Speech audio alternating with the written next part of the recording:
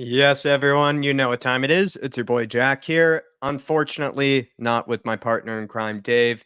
He's not feeling very well. He is under the weather. I must say, I think he was doomed from the get-go. I was telling kind of some of the fan show members kind of in the background that once your partner, once kind of the missus has, something, an illness or a flu of any kind, usually there's a high percentage of you kind of at some stage coming down with it. If you were with us for the watch along and kind of the match day festivities, probably started to hear kind of Dave kind of maybe going through it a little bit. He was pushing through and was able to get the singing and the happy clapping done. But I think his voice and just sort of his throat was starting to kind of feel the worst of it.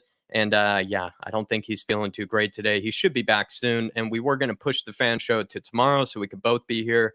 But I'm actually going to be on a flight back to Seattle to see my family for a little bit. And so we just kind of were going to end up sort of running it solo no matter what. So I decided to run it today. So anybody that does want to come on and have your say, feel free to do so. We already have a healthy queue with us already, which is beautiful to see. I'm going to get the order sent to you guys in just a second before I greet everybody. But we already do have some lovely names such as Brad Matthews. We have Michael from Poland in the house, Mia. We have Kuva99, Ian Ferguson's making a long-waited return. Been looking forward to speaking with that guy and plenty more. Dermatron's with us as well. So please, everybody, come on and have your say. We'd love to have a chat with you.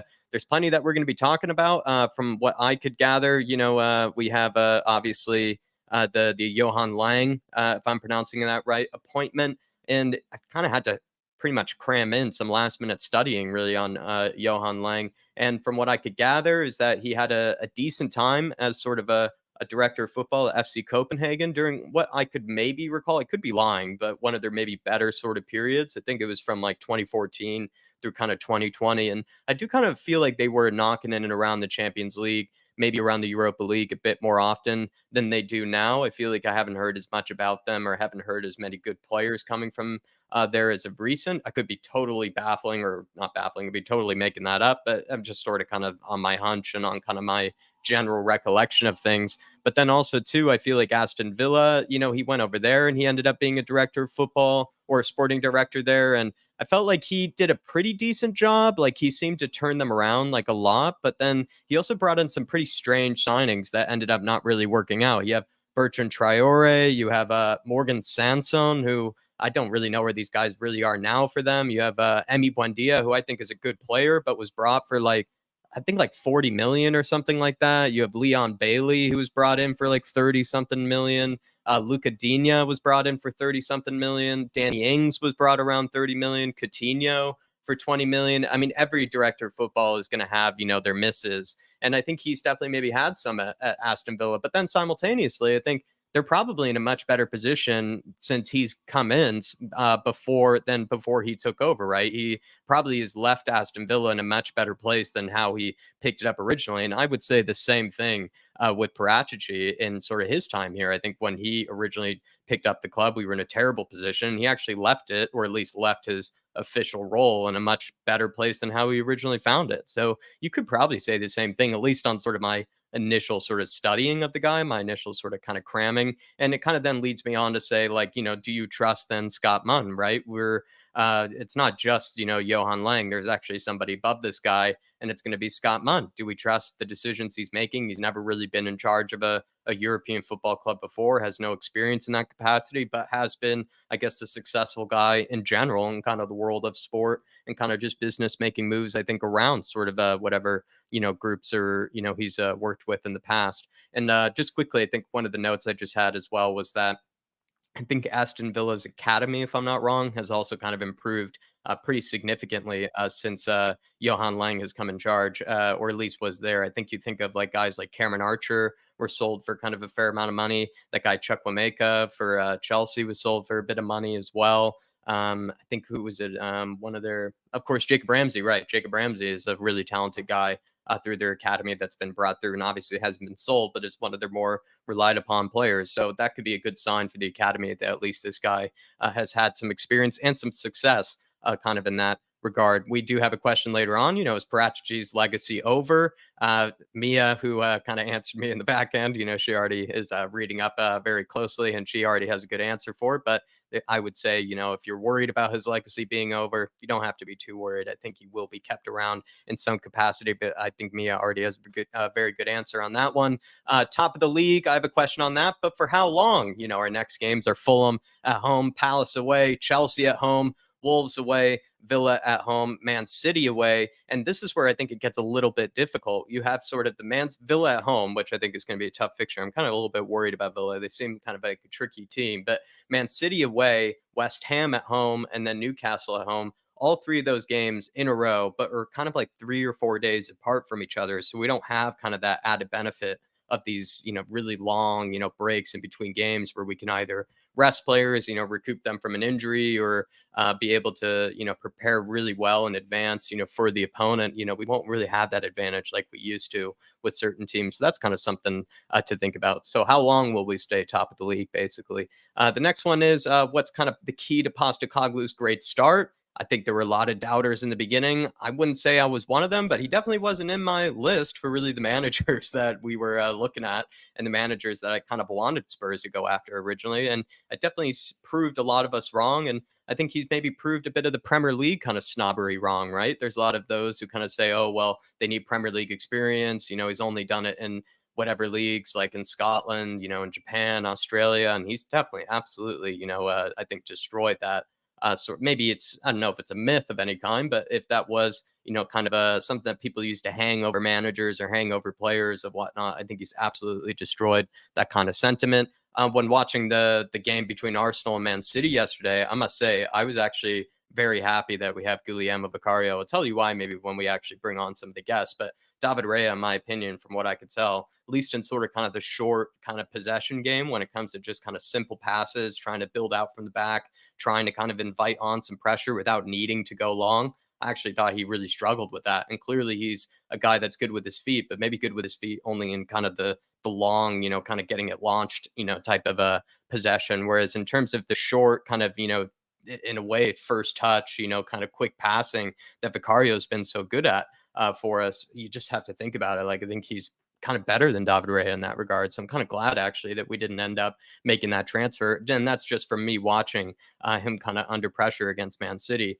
Do we have our Tottenham back? Is this the old Tottenham? Is this how we used to play? How good are we really? Spurs have the most shots, key passes into the penalty area, progressive passes, shot creating actions. That's a fancy one. Most touches in the attacking penalty area in the Premier League. So many big stats that just sort of show that we're dominating teams, have a lot of sort of possession, and as well are just firing off shots, creating a lot of chances. So is this, the Tottenham that you wanted to see for a long time? And are we back to our old ways? And what does that really mean, with all those stats? Like, how good are we really after you kind of look through those? So everybody, if you want to come on and your say, and please talk about the Luton Town game, talk about Spurs, whatever you want to discuss, or some of the questions that I brought up here, feel free to do so. We already have so many in the house. It's good to see so many of you. Please feel free to get in a comment, smash that like button for us. And if you do want to stop the show at any stage or ask a question or just support the channel in an extra way, feel free to grab a membership, to come on, or to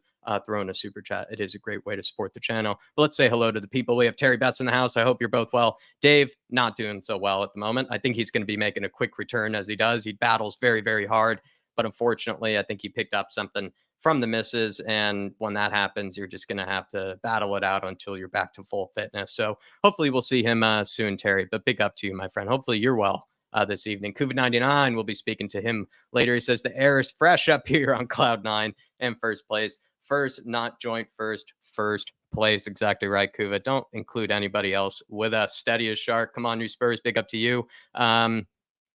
Defarsher, sorry if I got that wrong. Is the under 21 Premier League group game live or on Spurs Play? I believe it should be live right now, or it should be on Spurs Play. Dave, I think, is probably watching it in his sick bed, I imagine, with Bristol City, I think, is who we're coming up against. And we can't use guys like Jamie Donnelly, or can't use guys like Luca Gunter, or I think Dorrington. We had a lot of international call-ups for the England under 21s for this game. So I think there's been some players like Tyrese Hall, who I'm a big fan of. And I believe there might have been another kind of moved up. I think it could have been like an Ashcroft or somebody I might be forgetting was moved up to the under 21s, kind of given a bit of a promotion. Big up to you, Gamer16, saying the Don's still hanging around. It seems building a proper super team. It's good to see that. Gamer16. Derek Hutchinson saying, big up, Dave and Jack. Hopefully you're well, Derek. Chris saying, good evening. All happy Monday to all. Feels so good to be sat top of the league. Come on, you Spurs. Come on, you Flat Cap Army. Come on, you Harris Army. Oh, and please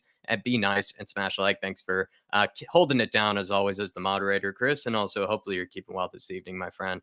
King Otto's in the house. Good to see you. Top of the league, courtesy of excellent recruitment and the leadership of a charismatic and highly talented manager whose playing ethos fits our DNA like a glove. The turnaround has been spectacular. There's been so many reasons, so many people involved in the turnaround. I think it started first with kind of a Parachichi personally, King Hoddle, but then it's been taken over and led in the right direction and kind of picking up all those sort of pieces that Parachichi left behind and kind of assembled by our one and only Ange Postecoglou. Big up to King Hoddle. Jason Bell's in the house. Always good to see you, Jason, and do really appreciate your support, my friend. Graham is in here. Absolute legend, Graham. Hopefully you're all right. Adrian Shoka saying Bristol City 1-0 Spurs. That's not good. They're all of a sudden being challenged. Maybe they can make a comeback, but they have been absolutely on fire this season, and maybe they're struggling without some of those kind of bigger name players. Adrian, they could definitely be struggling without them. Derek Smith is in the house. Good to see you, Derek Smith. Top of the league ×3. Yes, in the case of the under 18s, the under 21s, and now as well the of course our men's team. James Paratrooper, we are top of the league. Say we are top of the league. Come on, you Spurs. Big up to you, James. Hopefully you're all right this evening, and it's good to see you as well. Martin Knightsbridge, big up to you, Martin. The regulars in the house. Top of the league, boys. Got to look at the league game by game. Certainly do. Joff is in here. Good to see you, Joff, as always. Brad Matthews, who we'll be speaking to first. Good evening, everyone. 2 weeks of bliss in front of us. It's nice that, is it bliss? Because eventually Brad, a few days, right? And then all of a sudden everybody's like, we want Tottenham back. We ate the international break. All that sort of stuff comes back into it. But I definitely know what you mean. Big up to you. And I'm looking forward to speaking to you. Lisa's in here. Good to see you, Lisa, as always. Big up, Jack. Feel better soon, Dave. Thank you for the well wishes, Lisa. Tequila316, absolute legend. Always good to see you, my friend. We also have Gons Football and Things. Good to see you. We have Drew Zilla, absolute legend. Drew, big up, Jack. Sending love to Big Dave. Hopefully on the men. I think he should be. He gave me a list of all the sort of ingredients, or what would you call it? I guess the ailments or whatever, the right term is for, getting him back, to full fitness. And they sounded like the right proper assortment. Big up to you, Drew. Hopefully you're all right this evening. Tottenham LSG, hopefully you're keeping well. Leo and Lego, absolute legend. Phil Coys, good to see you. Big up, Jacko. Take it easy, Dave. Come on, you Spurs. Always good to see you, Phil Coys. John Stokes, big legend in here. Evening, Dave and Jack. Up the chat. Come on, you Spurs. Absolutely love you, John. Davey Shire's in here. 2:30 a.m. here, Jack, and I'm listening to the awesome Jacko. Smash those likes, peeps. Thank you for your support, Dave, and always good to see you in the house. And also, I just looked down, and it looks like you've gifted a membership as well. Thank you very much, Dave, and you've given it to our one and only Lisa. Lisa, if ever you want to come on and just have a chat about Spurs with me or Dave, feel free to do so. You can come on tonight and come on next Monday. I think you have a full month to be able to take advantage of that. Big up to you, Lisa, and hopefully you're all right wherever you might be. Big up to Davey Shire, and thanks for watching so late into the evening. Really do appreciate your support, my friend. Really absolute legend. We have Robert Ha in here, but saying if we can't get the reinforcements we need in Jan, we'll see. Greetings from Kilkenny, and come on, you Spurs. I think in terms of reinforcements this January, I think we need a left back that actually can fill in for Udogie. I think we need a center back that can fill in for Van de Ven of some kind. I trust Ashley Phillips, or I trust Alfie Dorrington if need be. And I don't want it to come to that, for them to have to fill in for Romero. But I feel like, it might, just need to, have that sort of trust in one of them. But we do need some sort of like experience or some sort of just quality that we don't have as huge of a drop off in quality or as huge of a drop off in class. I actually this is weird or random, but when watching, I think it was Bournemouth versus Chelsea, right? I think Lloyd Kelly, actually.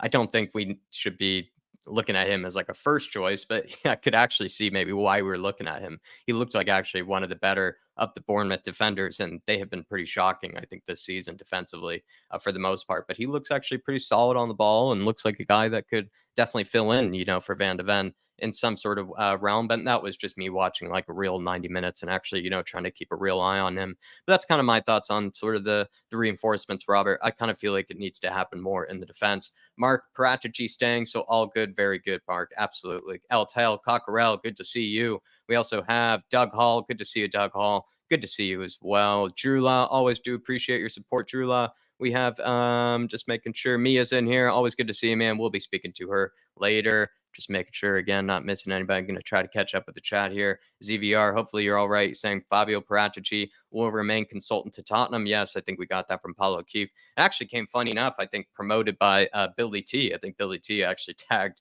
the one and only Paulo Keefe, and he got an answer out of him. An absolute legend. So we can now rest. We don't have to worry. Our man is still going to be here. Boston Spurs fans saying first team, first place. Under 21's first place. Under 18's first place. Yeah, we are top of the league. Yeah, we are top of the league. Let's enjoy the moment. Absolutely love it. Boston Spurs fan Dave H is in here. Big up Jack and chat. Come on, you Spurs. Hopefully you're all right. It looks like it's 1-1.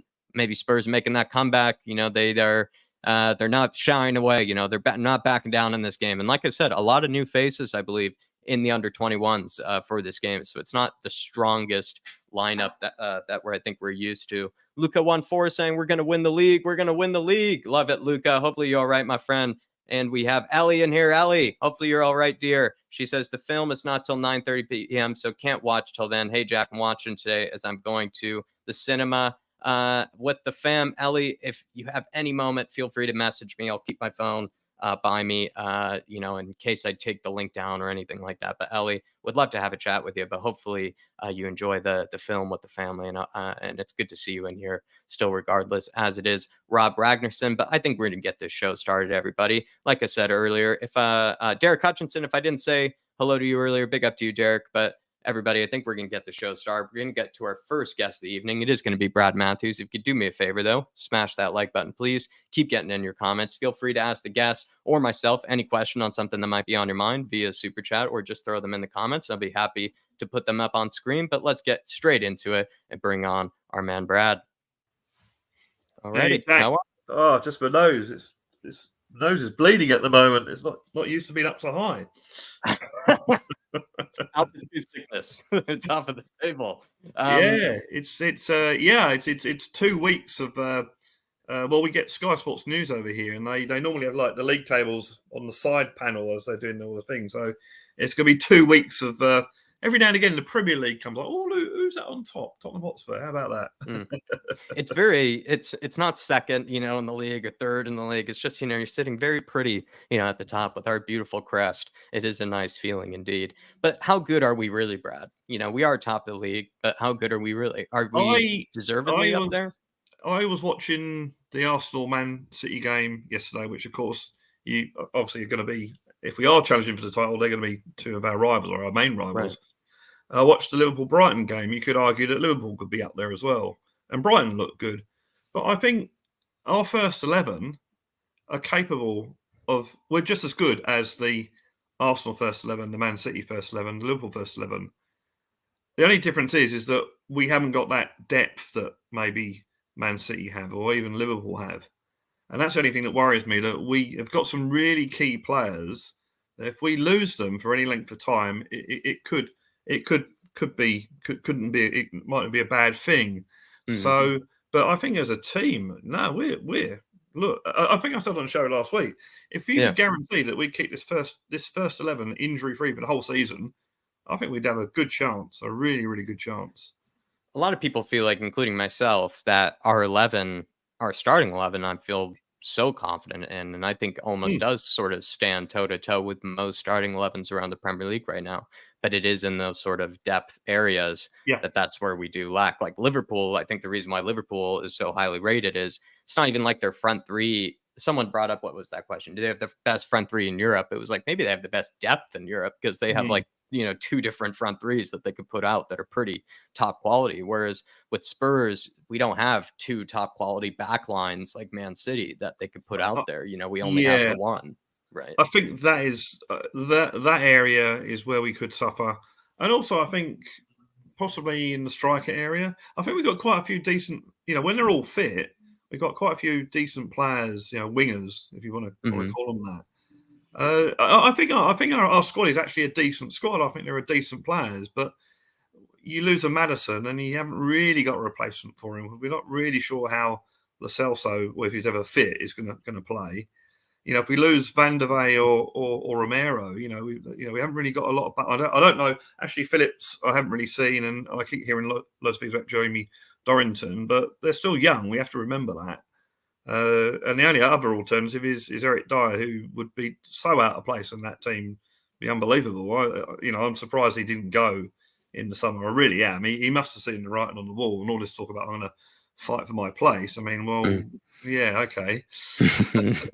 But I can't believe I've mentioned Eric Dyer. Oh no! How have I not said it first as well? That's what's funny. Usually I'm sort of the guy, or Dave is the guy that would mention him first. But even I mentioned the stats earlier, Brad. When it comes to how good are we really, right? We have the most shots, most key passes, most shot creating actions, which is one of those fancy measurements of chances created.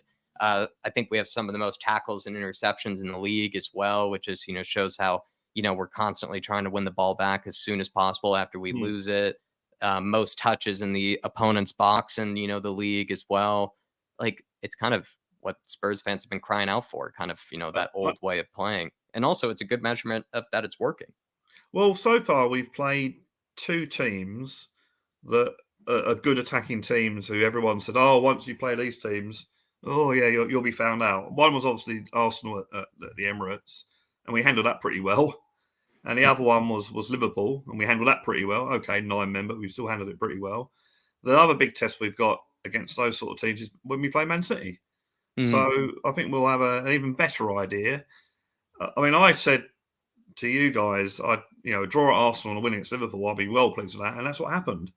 And then I actually think the Luton game. I think I said this in the WhatsApp group on Saturday. I think the Luton game on Saturday was our best win of the season because we played that game in the first opening. Well, it should have been three. We had 3 proper chances in the first 7 minutes, and I think by about the 25-minute mark, we could have had 4 or 5 goals. And then we started to. I thought we started to lairize a little bit, and then Luton got into the game a little bit, and then Bissouma, who when he got that first yellow card, I thought, yeah, I know that's intentional. He'll miss the Fulham game and be available for the Villa game or whatever it is. That was the theory behind it, that he'd rather miss the easier game was the Fulham game, and then so that was the theory. So I thought, oh yeah, there he goes, got the yellow card. And then when he went through on goal in literally the last kick of that half, and when he went over, and even on Ref Watch this morning, that I wasn't watching because I was working obviously, but even on Ref Watch this morning, Dermot Gallagher said, I thought it was a free kick. I thought it was a free kick. And then when the referee pointed the other way, and then as soon as he gave it the other way and he's done for diving, I thought, that's him, he's gone. And Bissouma didn't even really complain. And then when they showed it back in slow motion, it was like, it's so obviously a dive. And I thought, what are you thinking? It's not the most cynical dive you've ever seen, Brad, right? And that's where it's a bit. If you've seen Twitter, which is obviously a great place to measure, rational thought and what people are, really trying to feel in the moment. But a lot of people felt like it was if Bissouma had done the worst thing you had ever seen all season, from a player or something like that, and that he should, be sat, on the bench, to be told a lesson, all these sort of things. And I just thought that was taking it a bit far. I just think he had a lapse of concentration, or just sort of forgot he had a yellow card. And then he was desperate to create a goal for us, saw this little gap, between 4 players, and like Bissouma does, was actually able to get it through the 4 players, but then needed to squirm his way through, was expecting contact, didn't get the contact, and then he fell to the floor like he was expecting the contact. And that's not the worst thing you've ever seen. Listen, Jay, I said at the time, and I still think this, that's one of the most stupidest things I've ever seen a Spurs player do, considering the situation that he was in with the yellow card in a game that we should be, if we'd gone half time with 11 men, you think, oh, we're going to win this easy. But then suddenly, I mean, the Luton fans, they were like celebrating like it was a victory at half time because they got to half time at 0-0. And then they're against 10 men. You think, well, they're going to be fired up for this now. Whereas if we'd have had the 11 men, we'd have been, I'd have thought it'd been quite a comfortable win. As it happened, I thought, well, with 10 men, I think we've still got a chance. We're still a better team than them. But then you saw that first chance they had in the first minute of the game, how he missed that on, unbelievable. But then we managed, once we went 1-up, I was relatively confident because I think we defended really, really well. But the thing about Bissouma was he didn't, when he went down, when he got carded, if he'd have if he hadn't done that intentionally, he'd be protesting, wouldn't he? Mm-hmm. He'd be processing, but he didn't. He just okay, yeah, and off he went. And that's why at half time I'm absolutely stunned. So I'm thinking, 3/4 of an hour ago, I'm sitting there, oh, this could be nice and easy, sort of thing. Yeah, it's true. And then suddenly it's shit. This is, then I suddenly thought to us, well, this is really going to make this is another test for us. We've had it the plays into that curse that Spurs Mm. usually have, right? In these games, right? Isn't that a thing that Spurs usually did to themselves after a big win against a big team? They usually would do this to themselves. But hey, they played absolutely brilliantly in that second half. Okay, we're a little bit lucky that Luton had a few chances that they should have done better with, but we played really well in that second half, and we played a different sort of way. We had to change it slightly. A perfect decision by Postecoglou at half time to bring Højbjerg on in place of Richarlison. Terrific game management, I thought, by Postecoglou. Yeah. And then you're thinking, well, we're only going to be short up front. So as long as we can get the goal, which we got quite early, we should be able to defend as if it's 11 versus 11, because it's only up front if we attack that we're short. And I thought look, it's Luton Town, and Luton Town were in the first 10, 15 minutes were, awful, absolutely awful. I was surprised how easily we was cutting through them. They weren't high pressing either.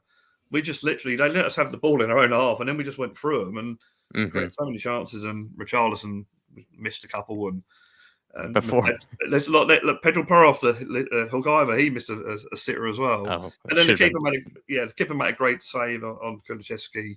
And then you saw Madison and Son have shots that they should have done a little bit better with. I'm thinking, and then the sending off. I'm thinking, I just sat there at half time, just stunned. What's going on here? And you know what, Jack? It was like that's my whole weekend could be ruined now. That's how I'm thinking. And I'm actually thinking, if we don't win this game, what am I going to do? I'm not going to be. I don't want to do anything tonight. I'm not going to be, inspired to do anything. But 3/4 of an hour later, and I tell you what, that probably got the biggest cheer all season for me when the final whistle wins. I'm in front of the going, yes, get in, Tommy. I don't know what the neighbours thought, but it was. I thought it was a very good performance, and as I said, I think that's our best win of the season under the circumstances, because it was another test. And everyone, you do have that. Oh, it's Spurs being Spurs, but that's again we've come through that. So maybe this is the new beginning. This is, and this team, we're sitting top 6 wins, 2. Now, don't be fooled by everyone saying, "Oh, the last time we had such a good start, we won the double," because our start in 1961, or the best start since we won the double, because our start in 1961, I think we won our first 12 games. So, we're a long way behind that start. But no, this team, I think, considering it's 8 games into a new manager playing a new way, a new system, they're playing brilliantly. So they can only get better. We've got injured players to come back. It's look, the sky's the limit. Now, talk of titles, it's difficult to win a title. It's really difficult to win a title. That's the Liverpool team. It took them 2 or 3 attempts, didn't it? Everyone's tipping them for winning the title, and it took them 2 or 3 attempts to win it. So it's a long way off. But hey, look, I'm over the moon with how we are and where we are at the moment. That's absolutely brilliant. And I don't care if it's only by 1 goal, because if it's by 1 or how many goals we scored, hey, if the table ended yesterday, we'd be champions. We'd be title holders. So all this talk about it's the top's being shared. No, it's not. We're top. It sort of feels like it's almost impossible to really be upset about almost anything, like at the moment, with how Spurs have done, because they've exceeded expectations so much that it is kind of the feeling of cloud 9 when you have exceeded expectations this much. Just quickly, 7SC saying hi from County Clare, having a bourbon after work. While Brad was speaking, I quickly looked up some pictures of County Clare. It looks stunning. 7SC, nice. Looks to be on the coast. I'm not sure which coast of Ireland, but it's on one of them, and it looks nice. Looks like the proper place to be having a bourbon. What is it? Near 8 o'clock now. Right time, right place to be. Yeah. Hopefully, going back to Bissouma. Go ahead. I was thinking, what would I do? And I think, no, it's up to Bissouma now. He knows what he did was silly. It's up to him to sort it out. And it's not up to Postecoglou or anyone to go and say, "What the hell are you doing?" It's up to him now. He's had such a great start to the season. Yeah, and Derek, you're right. Yeah, someone has to win it. Of course they do. And look, it's not beyond the realms of put it this way. We're more likely, in my opinion, to win the title now than we were at the start of the season.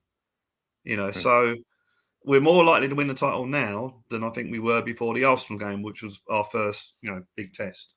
Mm-hmm. You look at our games. We went to Brentford and got a draw. Not many teams get points at Brentford, although ironically, Everton did, probably the worst team in the league. We beat Man United and Liverpool, two big rivals over the past seasons, and we got a draw at Arsenal. Yeah. So we've done pretty well. Yeah. This team, as I said, the first team, if we stay injury free, and actually the double winning team only went the whole season with 14 players.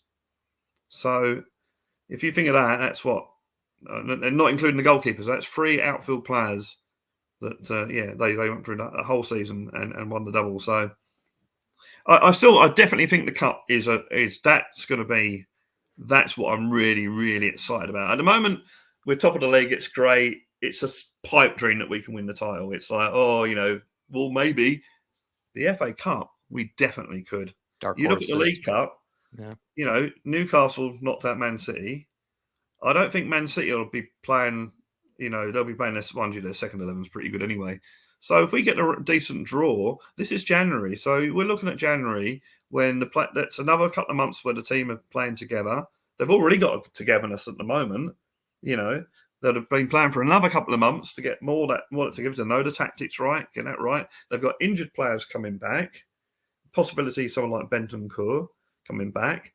Yeah. If you buy some signings, and from what I've read, Postecoglou is pretty keen on getting 3 players in quickly in January. Who would those 3 players be, Brad? Last question. I think probably we've got to look at our really strong areas. Our central defence is that if we lost players there, we'd be weak. And I think central defence would be weak. Creative midfield, I think we'd be weak if Maddison got injured. I'm not too worried about Bissouma's been brilliant this season, but I think we've got some decent cover in there to get us through injury crises and that sort of thing. But if we lost Maddison for any length of time, that's an awful lot of creativity we're losing out on. So I think we need some help there. Again, maybe Lo Celso's the man. I don't know. I haven't seen him play. He's never fit. He's fit for Argentina. Was it for Argentina? Yeah. And I still think we probably need a goal scorer. Because if Sonny gets an injury, it's the irony being when Kane used to get injured, Sonny was there and he replaced him and do well. I think we might be lacking. Unfortunately, Richarlison. Hey, look, Richarlison in the next 2 months could come back and start scoring goals. Who knows? But I wouldn't like to rely on that. So I think a decent striker, a decent creative midfielder, and someone at centre back that can come in and I think if we go at those 3 players, get those 3 players, and they're not cup tied.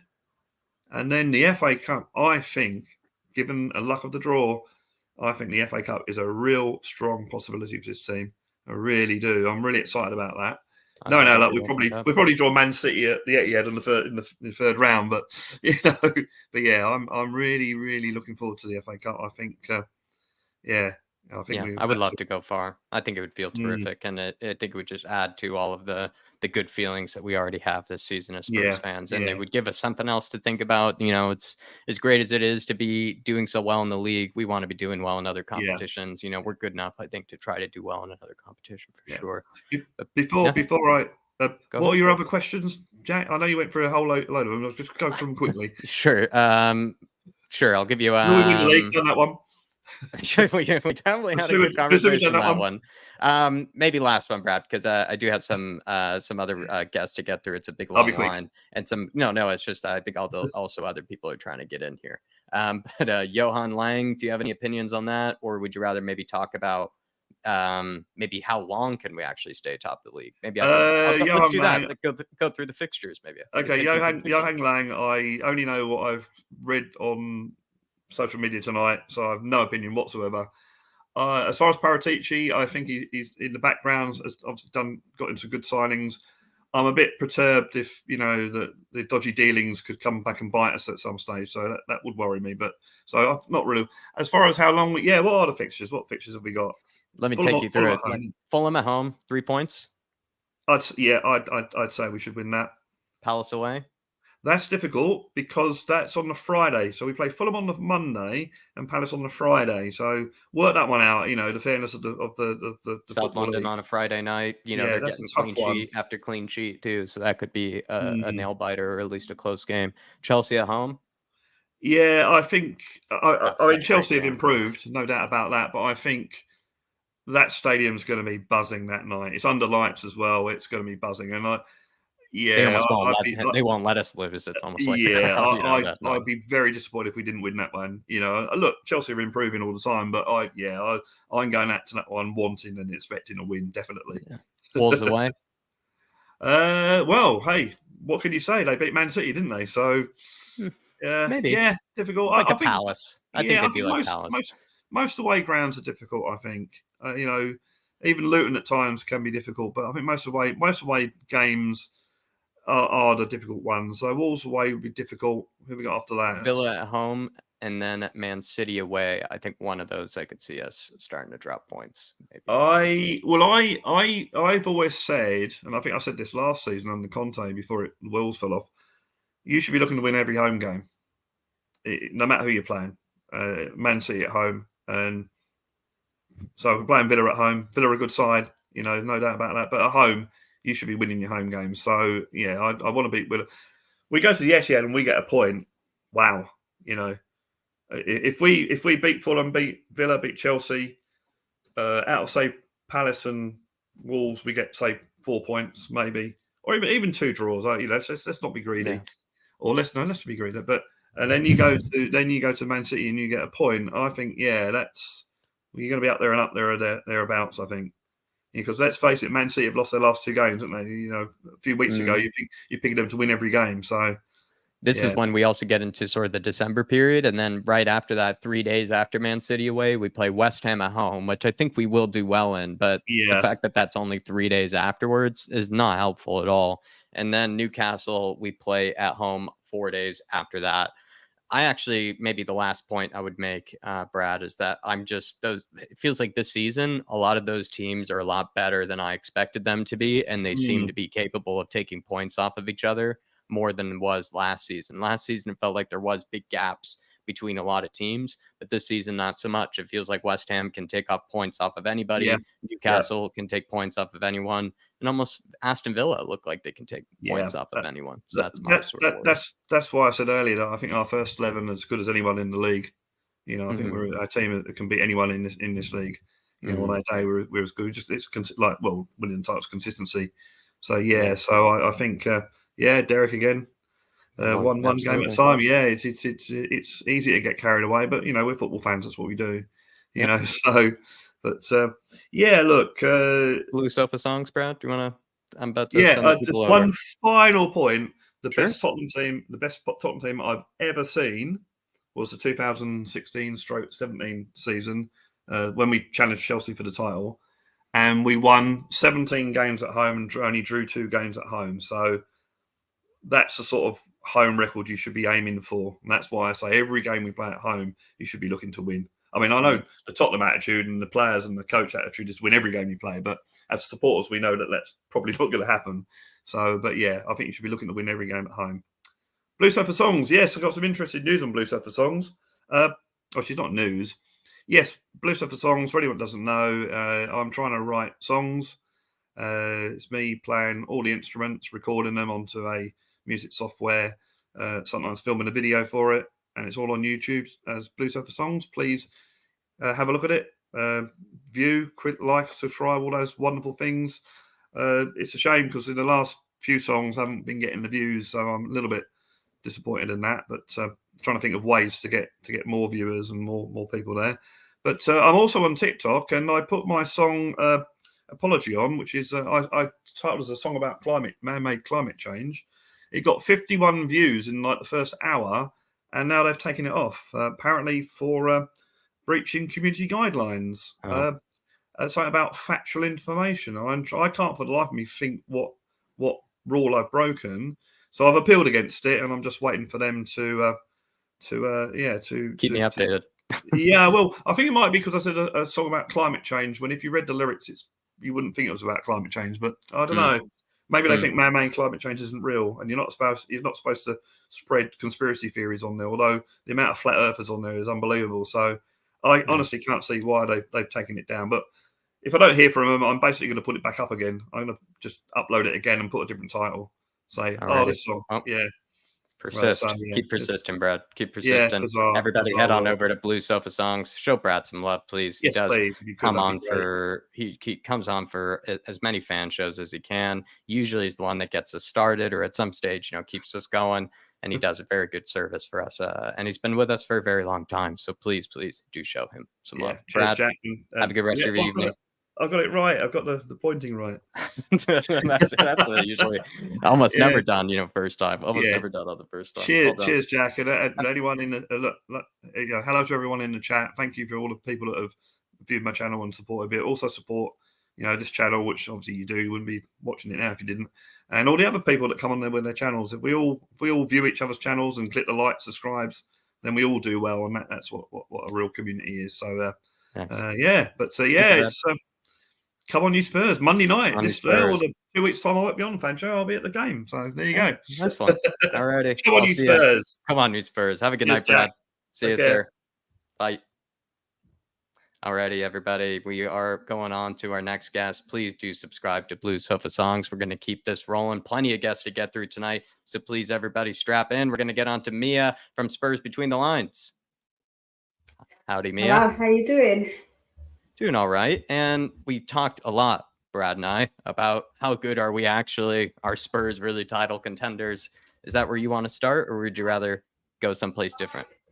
No, let's go somewhere different, because obviously you spoke a lot about that. Let's not be repetitive as well. Maybe my views are a little bit different, but we'll get there with them ones. But it's going to be asked at some stage. But where do you want to start? Let's not start there. With this new appointment, Jack. So I think it's really interesting because we were linked to him, and I read something about us being linked, but I wasn't entirely sure about it.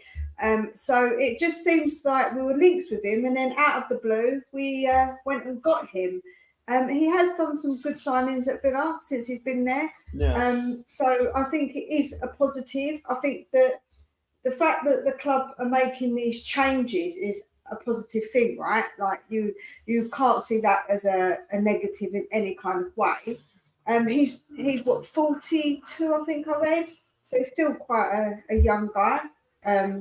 Hopefully had a time at coaching, didn't seem to go too well for him. Yeah, it looked like, but has been more successful as a sporting director, which is actually how it usually goes, or how it sometimes does go for people. Like they might actually be better at just identifying talent than they really are at telling the talent what to do. Yeah, so he did his coaching, but that obviously, like you say, didn't really work out. So he went on to do more of a role, but his role's kind of, I think, slightly changed at Villa. I think at first he was more of a director, I think, and then it did change, I think. But he hasn't actually got a DOF title at Tottenham. It's a different type of title, but it kind of means the same, right? It's sort of quotes from the club, which I should have done a better job of, because they did sort of announce, his actual duties. They did say that he sees everything from the player recruitment from the first team all the way through to the academy. And he's actually had success in the academy at Villa. I know Aston Villa, if I could be wrong, like if there's anybody who might know better than I, but they do have a pretty talented academy. I think we even just recently faced them in that under 18s cup final, right? So clearly they have, talented academy in their own books. And then they have Jacob Ramsey that's just come through. That guy Cameron Archer was sold for a ton of money. Chuck Wameka was sold for a bit of money. So he did a pretty good job with the academy. We have a golden generation coming through right now. We need somebody in charge who knows what they're doing with that sort of academy. He looks like he's kind of set for that. Like I have no worries in that regard. But I don't know. Am I being harsh, Mia, when it comes to some of the signings maybe he's made at Villa? Like, I feel like the Morgan Sanson, Traore, Luca Digne, Danny Ings, Coutinho, those are all Dan Donker. Those are weird ones for me. He got Martinez, Matty Cash, Ollie Watkins. Yeah. So I think that when you look at it, a lot of times there are mistakes made, right? we're going to obviously, there can't be 100%. So I think that overall, his recruitment, if he can get us an Ollie Watkins, I'll be more than happy with that. And the Matty Cash. I really like Matty Cash. I think Matty Cash is a good player. So, yeah, I think that overall, and Martinez, what a great signing I think that was to take him away from Arsenal because he wasn't going to get the time. And these are all Arsenal. young talents too, right? I mean, Watkins he bought when he was young. I think Cash he brought in from it was like Lincoln City or like Forest or something like that. If I'm trying to remember, you know, he brought in for a fair amount of money. Even the other guys like Leon Bailey, who hasn't really done it yet, but still like he has, you know, clearly this idea of bringing in young players. So he almost seems to he seems to fit Spurs, but how good is he actually is what we're going to really find out. And you sort of aren't really worried, though, that Paratici isn't going to have any influence. You feel like he is going to have influence still, right? Yeah, I think so. He's staying on with his duties. So hopefully they brought him in and he'll be fine with Paratici and they can put their heads together and work together. Because if Paratici, don't forget, Jack, Paratici's brought in quite a lot of young players, right? True. So that means that if he likes young players, and he likes young players, then Johan and him can work well together, right? That's how I kind of see it. So maybe they brought him in mind with some of the younger players that he has brought through and brought in. So, yeah, I think that for me, I think it's a good move. I think that we've all been saying, oh, who we're going to get in now, you know, with our recruitment. And could this be another person between Levy and the footballing decisions? That's the other thing we've got to think of, because now we've got Scott Munn, we've got him, we've got Paratici. So hopefully the footballing people are going to handle the footballing side of stuff with the recruitment, you know? Is there a worry for too many cooks in the kitchen with Scott Munn, Paratici, this guy all at once, or is that maybe a good thing? What do you think?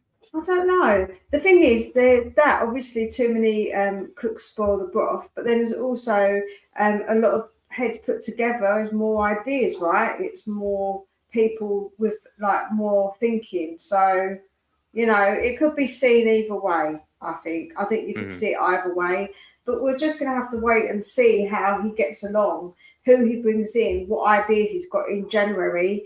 Maybe as well, it's good because Paratici might have his ideas very set, where Johan might bring out some other ideas from somewhere else that he's seen, some other talent. So I think as many people that are interrupting Levy and not letting him have a say, basically, or, you know, basically telling him, no, I think you're wrong, is a good thing. That was what happened. I think what we got with Paratici, I think even Ali Gold sort of said when he was first brought in, what kind of Paratici had been doing that Steve Hitchen hadn't been doing was sort of telling him that he was wrong about certain things, or telling him, no, this is how I do this is how I work. This is how I do it. And in a way that ended up working out for us. I don't think we need to hire somebody that's just completely ignorant or, you know, completely full of themselves of any kind. But that sort of energy of, you know, changing up, you know, how we were doing things and shaking up kind of the culture of around the place, I think was exactly what we needed. And I hope this guy is going to be in some regard similar. And while I'm a bit skeptical of some of the signings, Mia, they have kind of made a huge turnaround, Aston Villa, basically, since he's been brought in there. Like since 2020, he was brought in 2020. That was around the time that I could say they started to have that turnaround, you know, from finishing around relegation and going up and down and just not being the club that they really could be, because they are a massive club and they weren't really, you know, playing like one for a while. That's it. The year that I was born was the year they won the Champions League. So, you know, it was many years ago, but they're historically a big club. So, you know, they haven't been playing well. They have been going up and down. And he definitely seemed to sort of settle them. He also brought in Kamara, Buendia. Yeah, he's brought in quite a different amount of players. So I think that it's a good thing. Let's see how we get on. I think we can only hope that Scott Munn has made the correct decision, right? Like, you know, what else can we say apart from that? I don't know enough about him to know details, but from what I looked up, I think he's reasonable. I think it could be a good sign, like I say, to keep Levy away from these decisions. So that's another person between Levy and footballing decisions. And if you wanted a director of football, just because it looked like kind of Spurs needed one, because Paratici can't be one anymore for Spurs, then this is what we had to do, and we have to just sort of face facts and come to the situation, come to reality with it. So this is our man, Johan Lang, the new Don. What's the if unless you have anything more to say, have some other questions, Mia. That's next question's cool. How good are we actually? Because I was listing out some of those stats, right? Most shots in the league, key passes in the league. We have the most touches in the opposition box in the league, most shot creating actions, which is super fancy. I think those all kind of mean good things, but how good are we actually? I think we're as good as what our eyes and the stats tell us. I'm not going to lie. I don't think that it's luck. I think all this whole we've been lucky is nonsense, because at the end of the day, like you just said, backing up with the stats, what we've seen with our eyes and how we've been playing, I don't think it's luck at all. I think actually we've been a bit unlucky in a couple of games where we've got draws, because I think that with Arsenal, we could have won. I think that the game at the beginning of the season against Brentford, we could have won. I feel that they got a deflected goal and a penalty. Arsenal, what did they get? A deflected goal and a penalty. It wasn't like they won the game on merit because they were so blowing us away, right? So, yeah, I think that we've actually rode a bit of luck, okay, with Liverpool, but that goal doesn't mean that they would have won, because we don't know the future. Just like when I spoke to some Liverpool fans in the park the other day when I was walking the dog, and I said to them, well, let's take the penalty away in the Champions League final. Would you have won that game? You don't know that, right? That wasn't a penalty. So you're moaning about a goal that wasn't given. You were given a penalty that wasn't a penalty. So let's not moan. I don't think... Yeah, sorry. Yeah, what were you about to say? Yeah, I think that overall we are as good as what the stats have said. I think that we are good. I think we've been we've seen a massive improvement, Jack, in such a small amount of time. I don't think any of us expected that. But I was reading something today, which is very true. Conte was the one sitting there saying these players aren't good enough. This player's not, this player are lazy. They've got no ambition. They've got all this, but actually, they proved him completely wrong, and it seems like that it was a him problem, because Ange just come in and got these players that he didn't want and that he didn't rate playing, and look how they're playing. So it just shows you, right, how a manager can affect players and what they want them to do also, because the type of football that we're playing obviously pleases the players. So when you look at Sarr and Bissouma, they've come in and look how good they are. And Conte didn't rate them. So, and all some of the players are already here, and he couldn't get the best out of them. Romero, look how much better Romero is now. Or he also fractured the relationship with certain players, like with Romero in particular, right? He sort of made the relationship between him and Romero untenable. I think Kulusevski, there was something there that started to look like maybe there's a bit of a bad relationship, where originally Kulusevski had a lot of praise for an Antonio Conte. But at some stage or another, I think it happened this last season, a lot of players just sort of turned on him, and he probably turned on them is also what happened, right? He probably turned on them, and then they kind of felt like, I'm kind of done with this. And that's what's funny is sort of as always with a lot of managers who end up leaving, you can sort of compare the quotes of what everybody had for the guy when he first comes in, and then versus kind of when he kind of was starting to leave, how did they really start to feel about him? And like with Conte and Jose, they always have these fiery exits, and every player is usually going to end up sort of feeling like, geez, I'm glad he's gone. Whereas with Postecoglou, I don't really expect there to be any sort of fiery blow up or any sort of, cosmic meltdown at any sort of stage where he ends up, pointing at everybody in the room, throwing accusations and getting all red faced and angry. You just don't see that happen. No, well, let's be honest. Right, what has he said in every press conference? His shoulders, it's down to my responsibility. I've told the players that they need to play this way, and if it doesn't work, it's on me. So already he's taken that responsibility. So already he's not pointing fingers, even though I think he was a bit mad at Bissouma. He's doing that more of that dad thing. I think he was more disappointed than he was anything, and that's the worst thing. When your parents tell you they're disappointed in you, I'm not angry, but I'm disappointed. It's worse. But he didn't say that because they know you can be better. Yeah, but in the press conference, Jack, what did he say? He said these things happen. I'm sure that next time he plays, he's going to make it up to everybody and show that what he can do. So he's already, even when something like this has happened, he isn't pointing fingers. He isn't throwing his toys out of the pram. Even if we lost, he still wouldn't have done that with Bissouma. You know that he wouldn't have said that. If they would have said to him, "Oh, it was Bissouma's fault that you didn't win," he would have said the same thing. These things happen. He would never throw any player under the bus because he's just not like that. And because of the way he is, it kind of goes on to the players because you see him, he's very calm. Every time we have a game, hands in his pockets, he's just a calm guy. Like, he's just super chill. But Joe, what he will do, he'll give you that stare that your parents give you when you've done something bad and you're terrified. You're thinking, oh, damn, do I run now? Do I run? Or they're going to chase me? And I think he has got that side to him, but he just needs to give a look.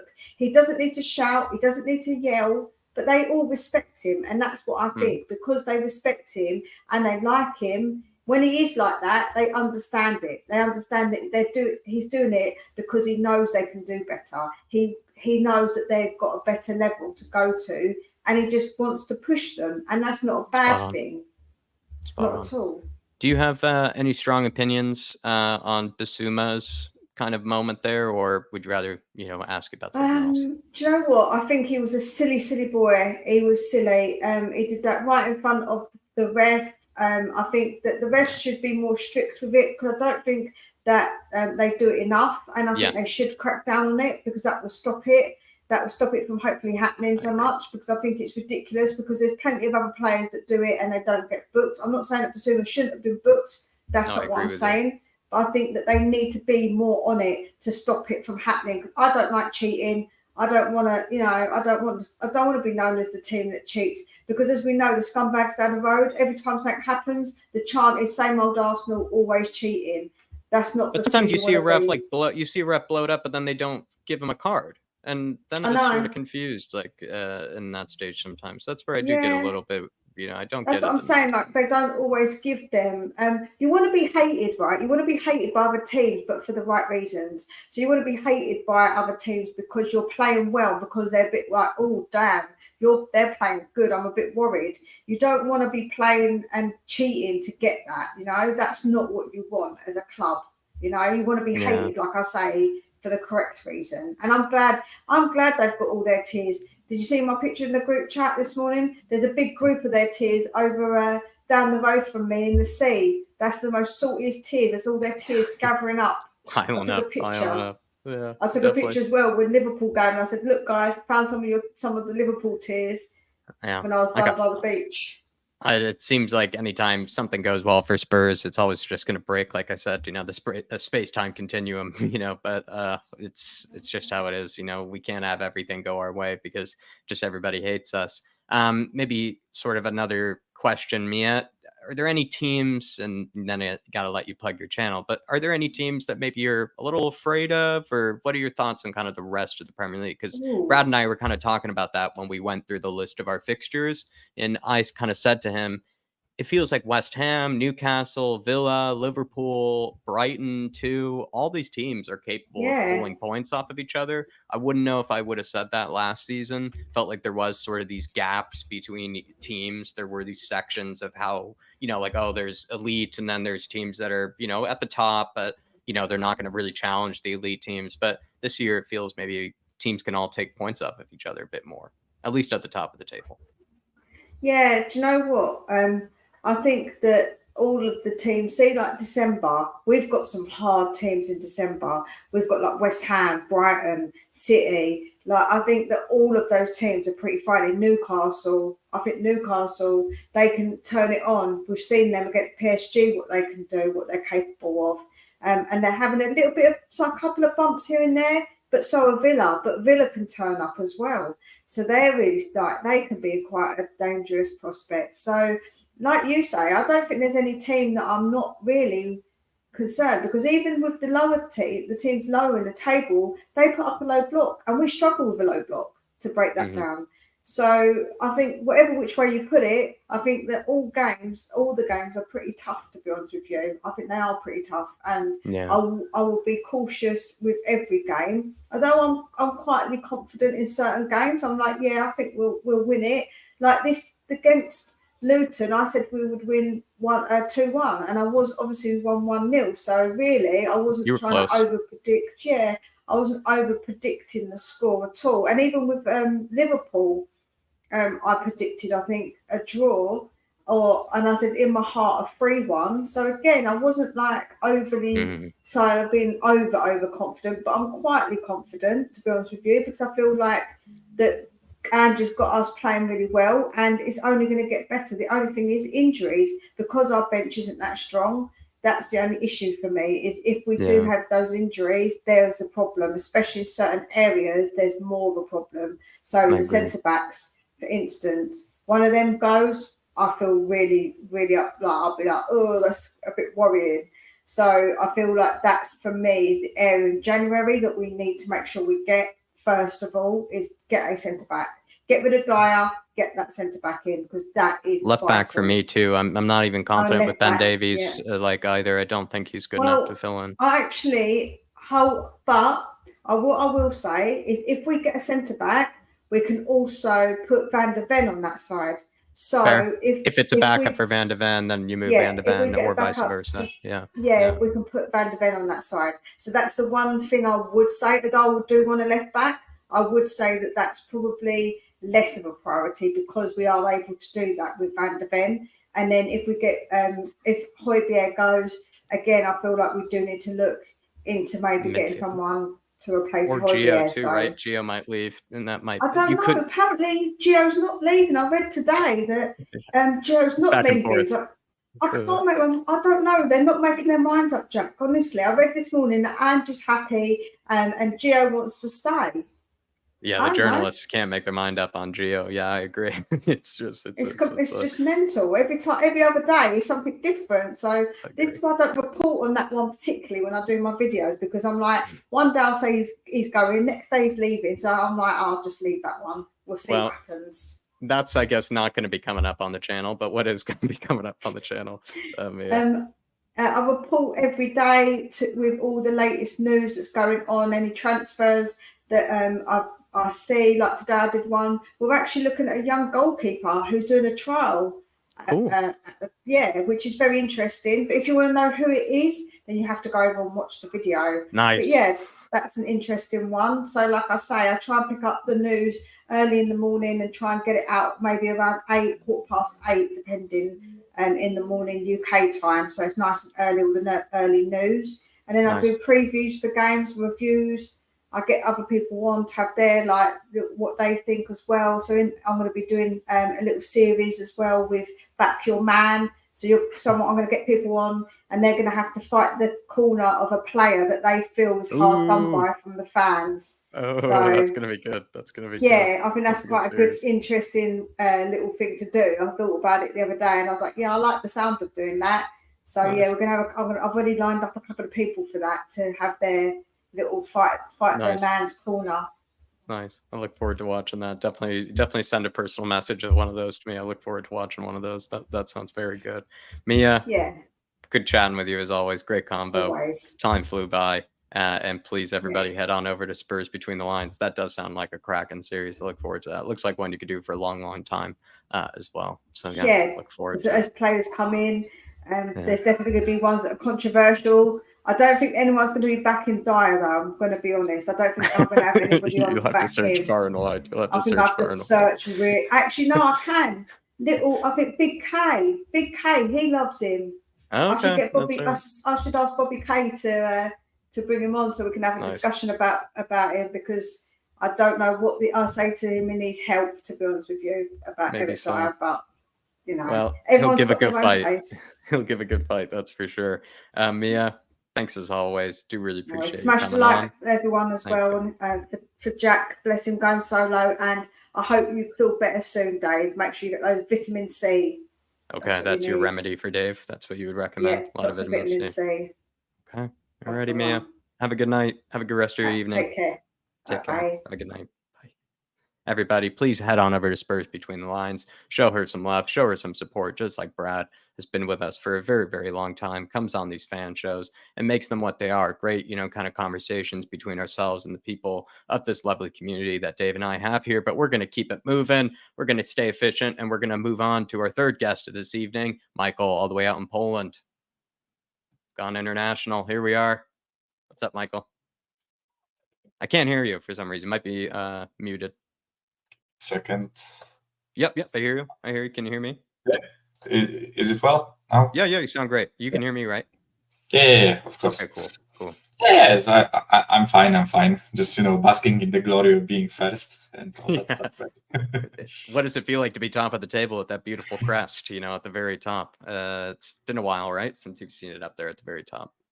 Yeah, that's true. Although I think we were Jose, first right? last season. Yeah, and Jose and under Conte, I think we were first for like a bit of. Were we first under after 8 games though under Conte? I don't think it was this long. I don't think we went this long under Conte. I think we started to lose some games.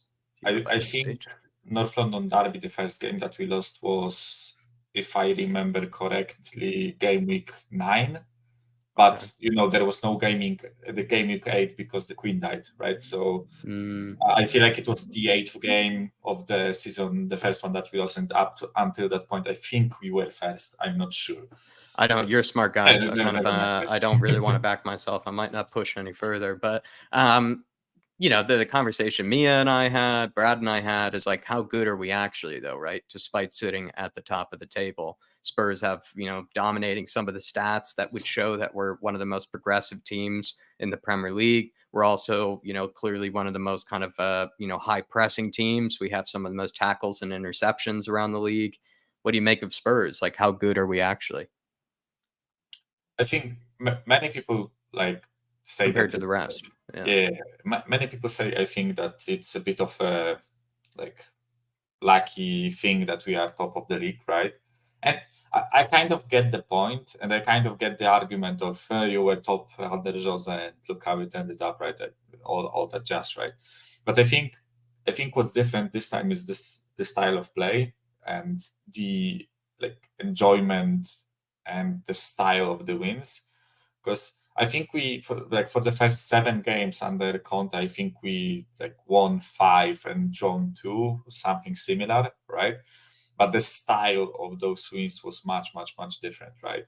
I think we only convincingly won against Southampton in the opening game of the season, and other than that, I don't think any of those games were truly making us feel good about how we played, right? Because right now you have Spurs fans saying that we deserve to be where we are, and rival fans saying that it's not it's lucky. But under Conte, I think it was even us saying that it's not sustainable. Everybody was saying it was not sustainable. It was not sustainable. It won't last, and it didn't, right? So I think that's the difference. And I also think that I don't think it's a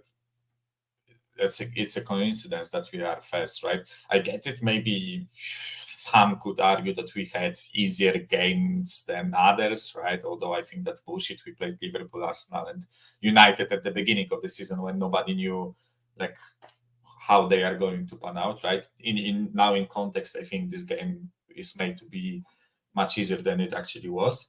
Mm-hmm. But I don't think our schedules were that easy. Also, we had 4 games compared to last season. I actually feel like again, my memory clearly is terrible of last season in the first 7 games, but I felt like last season's first 7 or 8 games were actually easier, if I recall. I think we had Stamford Bridge away. But that was the only one that I can really remember that was a true, real test of, of what we were made of, where I feel like we've had 2 or 3 already. Yeah, that's true for me, right? The first true test that we had, other than Stamford Bridge, we crumbled, right, against Arsenal. They slapped us, but yeah, it just feels different right now. I think, as I said, I think it's not luck. It's not a coincidence that we are where we are, right? Mm-hmm. It shows in statistics, right? People can laugh at statistics and say that the game is not played on paper, whatever, right? But this is the point with statistics, right? And I honestly I was talking on some different shows. Like the point of statistics is most often than not looking at like a singular game, right? You don't look at a single game and look at statistics and draw your conclusions on that. You have to have like a lot of data to draw the conclusions, right? The prime example is XG. There has been like a lot of debates about XG recently, right? And one of the examples that was given was the Villa game where they scored 6 goals against Brighton and their XG was 1.4, right? And everyone was just bashing XG. Why is it so low if they scored 6 goals, whatever, right? And there are outliers like that, right? But when you look at like 10 games or 12 games or whatever, then everything just starts averaging out and showing patterns, right? So for example, we are the best XG wise in the league, non-penalty XG wise in the league, right? And it kind of shows we I think have one of the highest like goal scoring. We are one of the highest goal scoring teams. But if you look at like singular games, that can be outliers where we had like 0.3 XG and we scored 2 goals or whatever, right? So yeah, I think right now after those 8 games, the statistics are showing us some patterns, right? That we are actually good at what we are doing, right? Is it sustainable what we're doing? Like, compared to what Conte, everyone said with Conte and Jose, that's not sustainable. You can't get away with it for that long. Can we be playing at this sort of level, at this sort of efficiency for the rest of the season? Or is that not sustainable, really?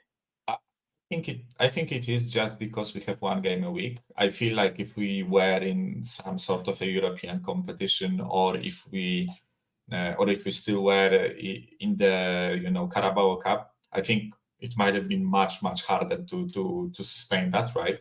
Because like if you think about it, if we were in like even Conference League, I wouldn't trust Dyer and other guys to perform well in those competitions, right?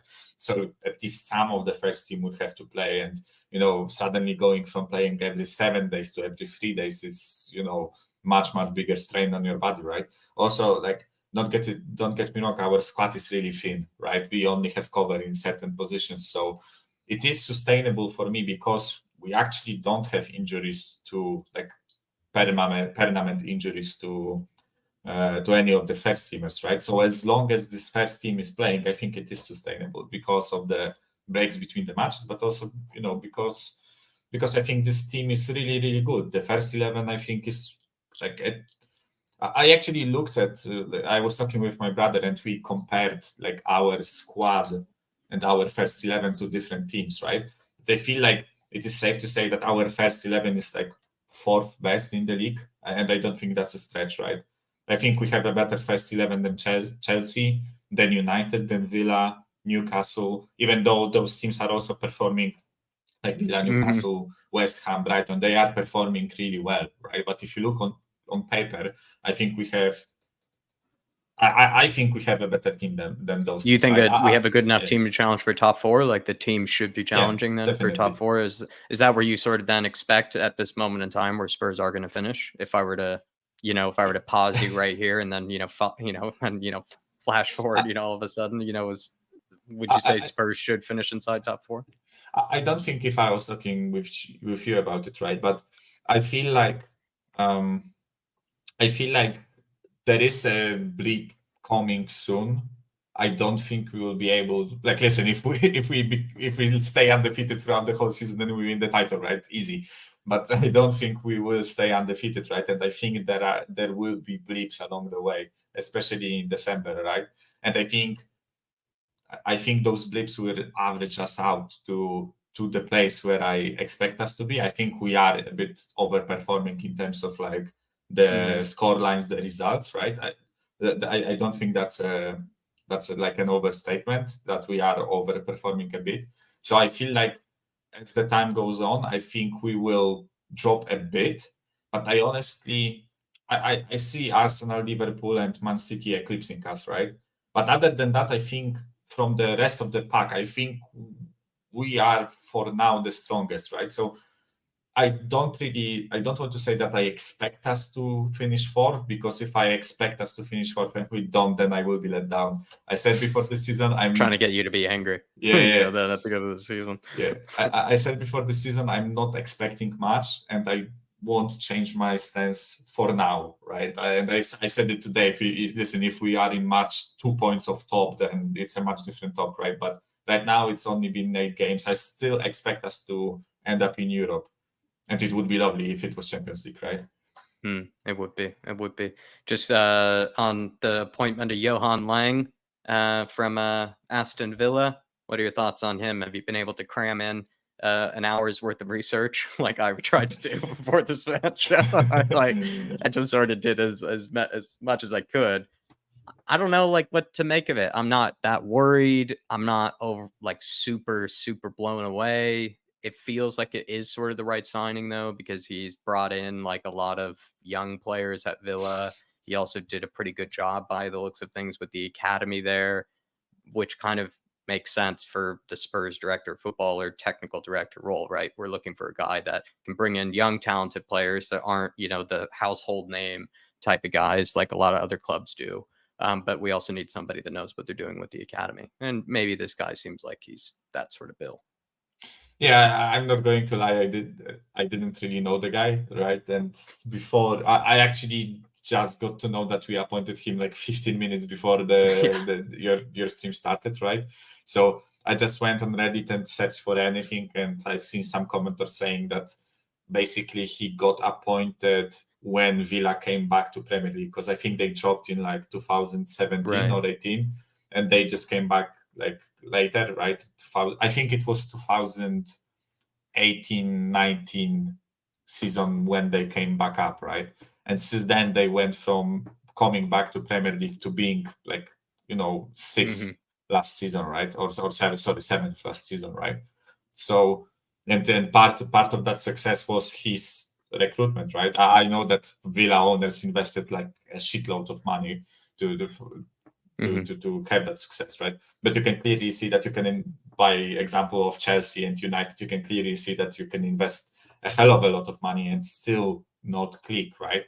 And the Villa clicked. I think they have their weaknesses, but their team is really solid, in my opinion. It's not like some word bitter, names that everyone wants to have in their team, but they are, I think, really solid. And I think with us, and I've been saying it plenty, I think rather than going for top cream of the top, household names, whatever, I don't mind us going for players maybe of a bit of a lower level, but that are well scouted and that we know will fit into this team. And if this guy can do that, then I'm all for it, right? Yeah, that's basically. I agree with a lot of that. Maybe as a quick follow-up though, would you be slightly worried? I'm not sure how much of a role he played in kind of the managerial signings, but when I think about it, I didn't really like a lot of the Aston Villa managers, like Dean Smith. I think that's his name. He wasn't great. Gerrard wasn't great.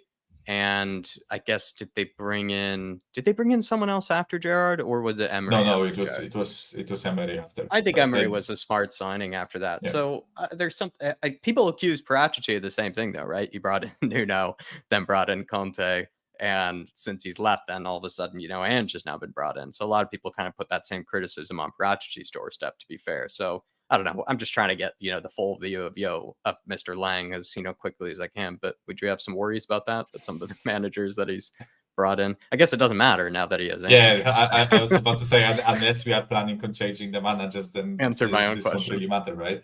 Yeah, but listen, with managers, sometimes I feel like it's a bit of a coin flip. You can scout, you can, do all the interviews, you can do all that stuff, and everything on paper can look good, right? But then when it comes to playing and and your team, how it looks, it won't sometimes click. It just won't click for whatever reason, and it doesn't necessarily have to be his fault, right? If you actually, ironically, if you look at it, right, because they appointed Gerrard, right? Gerrard won the Scottish Premiership with Rangers before Ange came and took over with Celtic, right? Correct. So ironically, I think they kind of went for the same type of manager, but I know Gerrard was a lot younger and less experienced than Ange, right? But in a sense, they also went for a manager who won the Scottish Premiership, right? And in their case, it didn't work out. In our case, it's working out so far, right? Because we don't know how the future will look like. But so far, it's brilliant. So yeah, I wouldn't necessarily like look at that.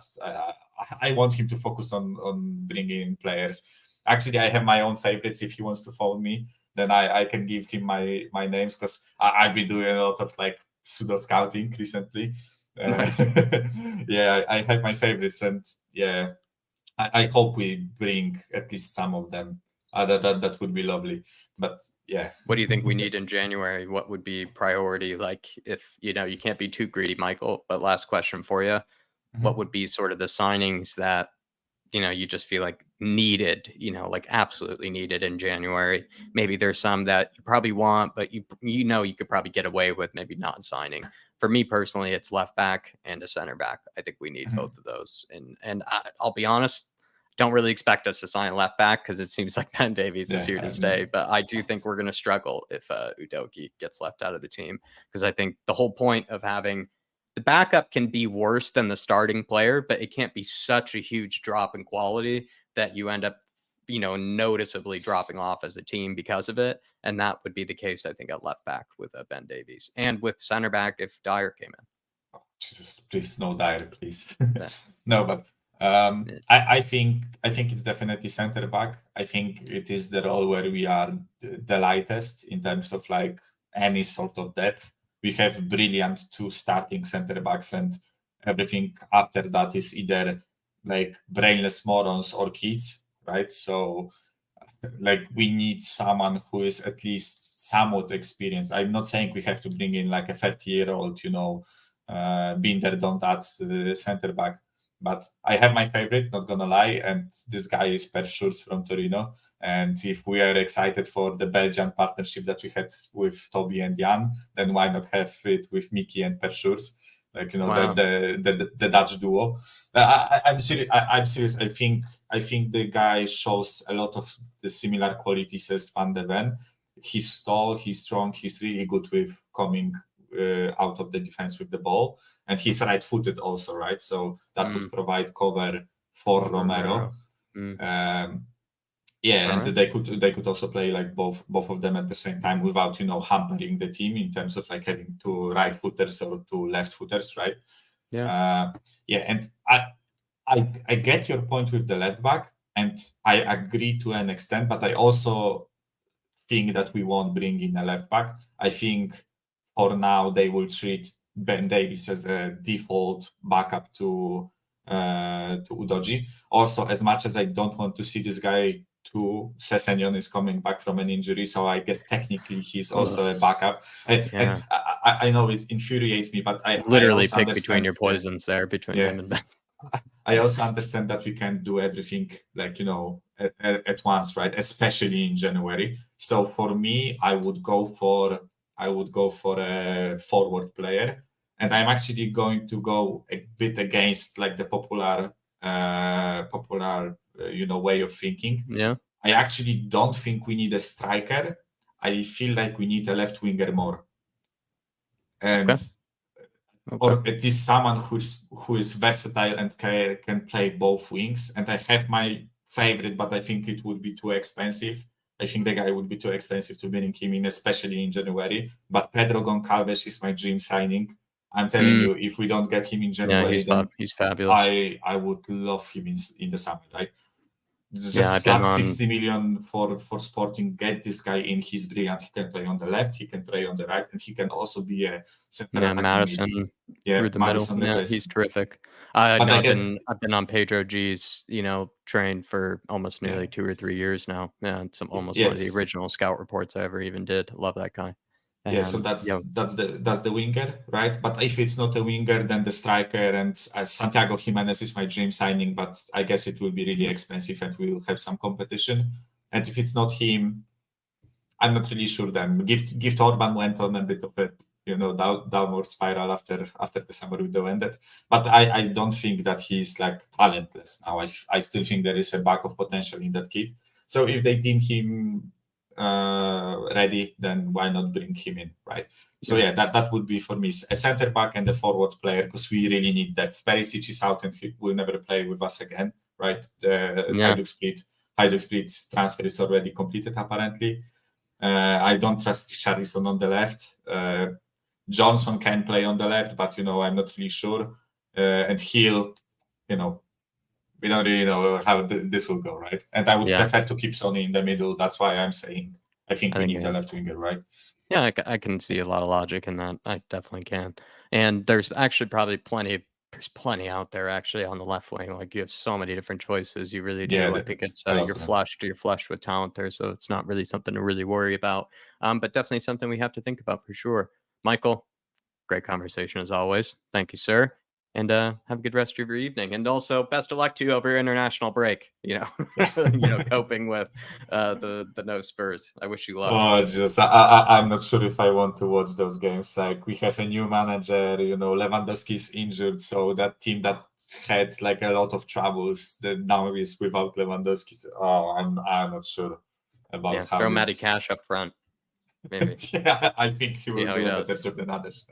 See how he does. All righty. Pleasure speaking with you, Jack. Bye-bye. Yeah. See you, sir. Everybody, big up Michael in the chat. Our man all the way out in Poland, dedicated and passionate Spurs fan. Always love having a chat with him. And we're going to keep this rolling, though. But please, everybody, if you can, do smash that like button. Do keep getting your comments in. And we're going to keep it rolling here. But let's talk with our man. Let's see. Kuba. Yes, there he is. Now, howdy, Kuva. Evening. How are we? Evening, Jack. Oh, still smiling. Top of the league. Happy days. You want to start there? That's where I keep making a point of it in the chat as well. Let's just make sure everybody does know that we are top. We're not joint top. We're top. If the league ends right now, we win it. So good start. I mean, everything's going in the right direction for me. Still, it's crazy things, bad things happening in the rest of the world, but the football is actually going really well and enjoying myself. Let's just seize the moment. Absolutely. I mean, why can we not be happy about what's happening? I'm thinking the more people just write us off, the more times we just step up. We were going to finish bottom half of the table. Harry Kane left. We had no chance. Man United was supposed to beat us. They didn't. Arsenal was supposed to thrash us. They didn't. Liverpool was supposed to give us a lesson. They didn't. It doesn't matter how the games panned out. The fact is, they didn't. The facts are we're still there. We're still kicking. People still writing us off. Long may it continue, because I am loving this underdog role of ours. It's fantastic. And just want to stick a finger in the face of everybody that comes up against us. Everybody that says, no, we can't. Because there's something special about it. Last season, we were talking about, I remember having conversations with Sava about the way we were playing last season at the start. Although the results were going well, the football was not sustainable. We were getting away with murder. This season, I look at the 2 games where we have dropped points. We're disappointed we missed out on those games, because we should have nicked those. So all the other ones, I mean, we could be sitting at the top of the table, 8 wins out of 8. That'll be insane. This sounds just full of season. What's going on? Feels funny to watch also Arsenal and Man City, tear each other apart, only for them to still finish below us, and we still get to just look at them at the top of the Premier League while they sort of tear each other apart in that game. That felt nice, absolutely. Did City look like this all-conquering team? Didn't to me. Yeah, what do you make of that, right?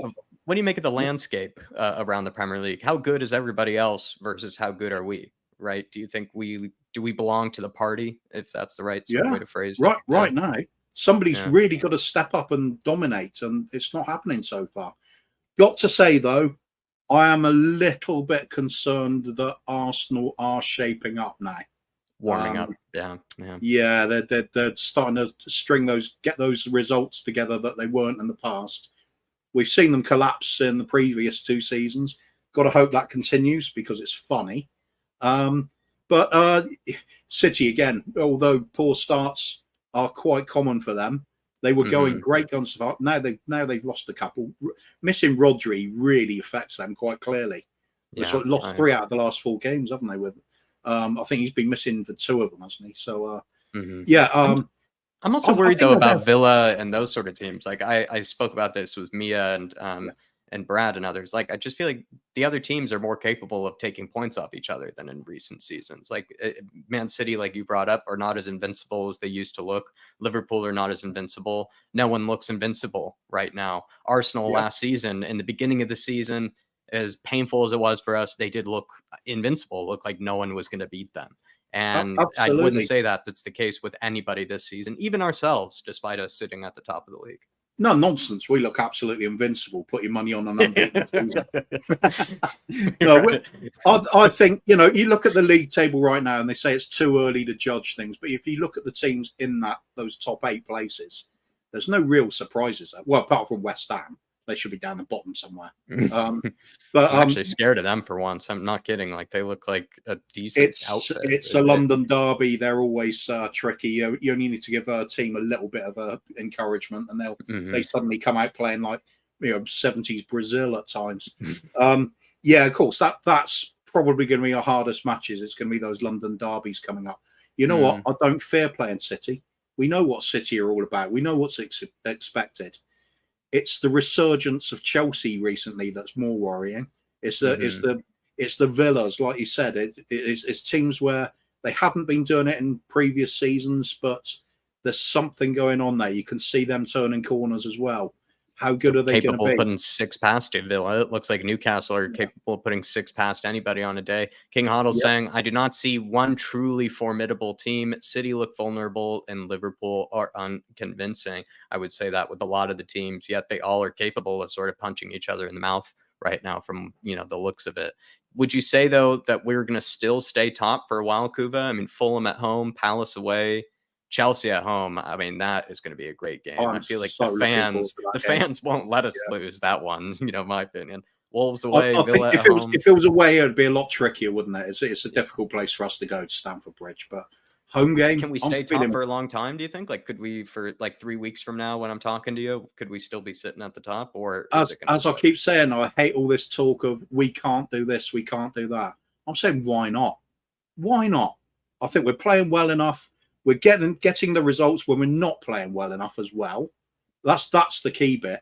I mean, that game against Luton, there were so many people saying we were so poor, but I agree. Brad was saying it as well, I believe. He thought we had a good game.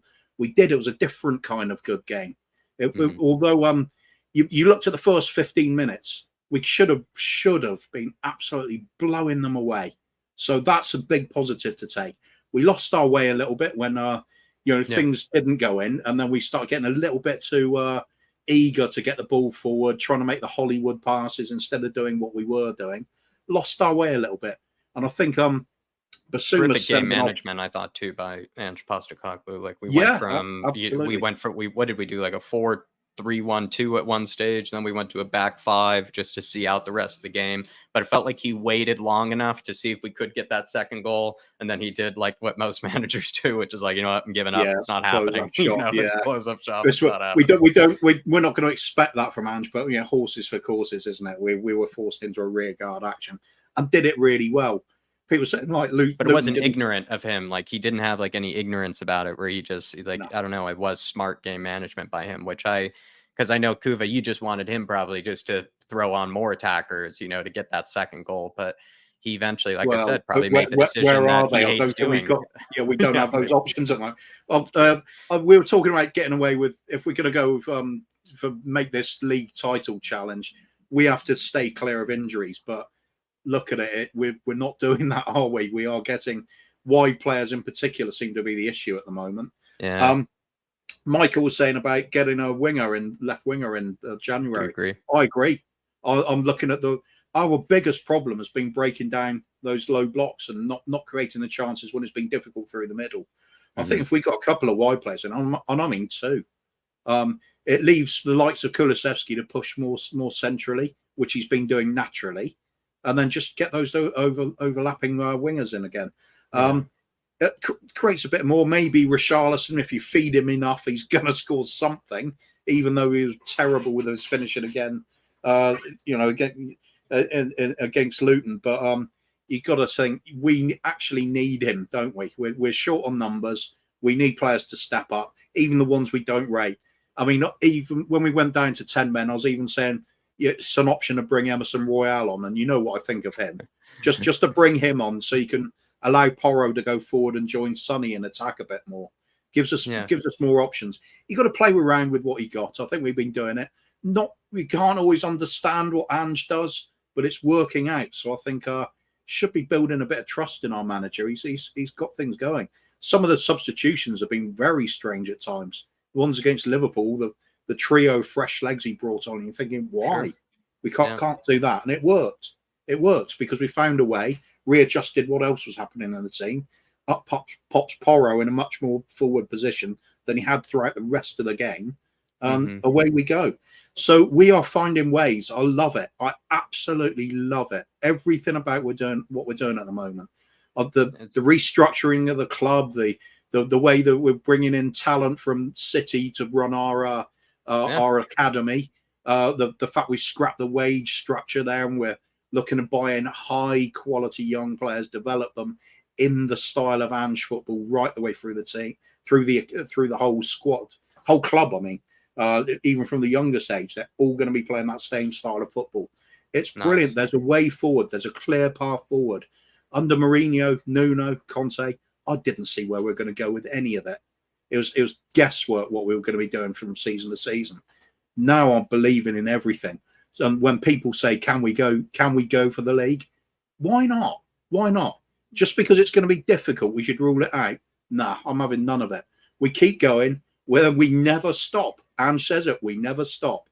So if they're going to rule us out, let them never stop as well. We just keep answering them. Every time we're challenged, we've stepped up so far this season. Loving it.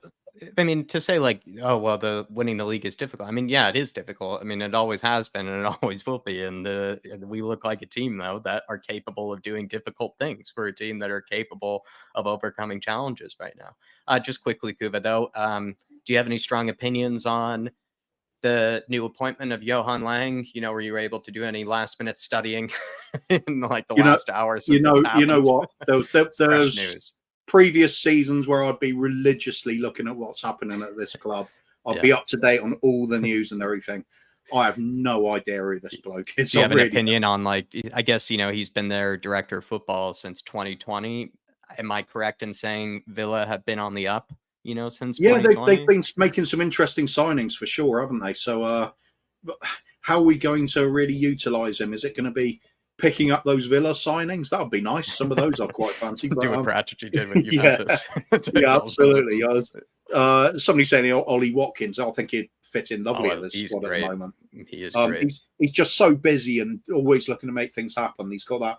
That's the kind of Maddison vibe to it. But obviously Maddison's absolutely on fire at the moment. We do need some extra reinforcements. Of course we do. There's certain players that if they go missing, the wheels are really off for a while, and we're going to be struggling to find those ways. Maddison's one of them. If he goes missing for any length of time, where's the creativity suddenly? Mm-hmm. Perhaps it's those overlooked players that I certainly written off. People like Brian Hill. We're hearing that Ange thinks he's doing really well in training. If that's the case, could have a little surprise or two. Making Luis is making far more minutes than we ever thought. I'm actually shocked by that. We were told in the very beginning he wouldn't see any minutes, and now all of a sudden, he was talking about it would be 6 months before he's ready, and then all of a sudden he's on the pitch. Impressed. I think his physical side to the game you could see flashes of it against Luton. Yeah, he was jumping around. It was great to see. I was playing the long ball down the middle. He was up there. He was challenging for it, and a little bit of luck to go with it. But the ball was generally sticking. It's something we don't have when we play the likes of Sonny.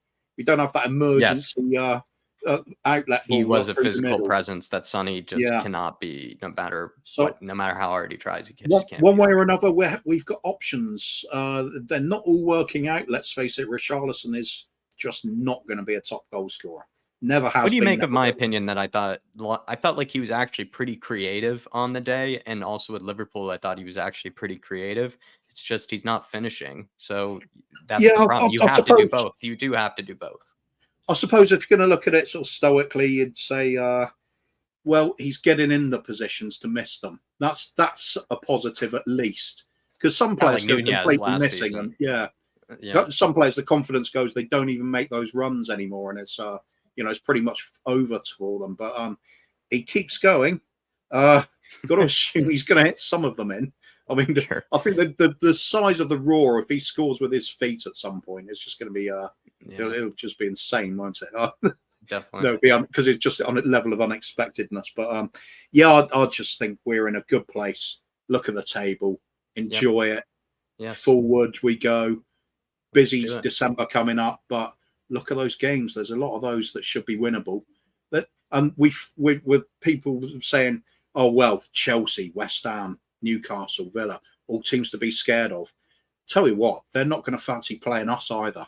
They're going to be proper games. They're having the same conversations about us, right? Yeah. That's Absolutely.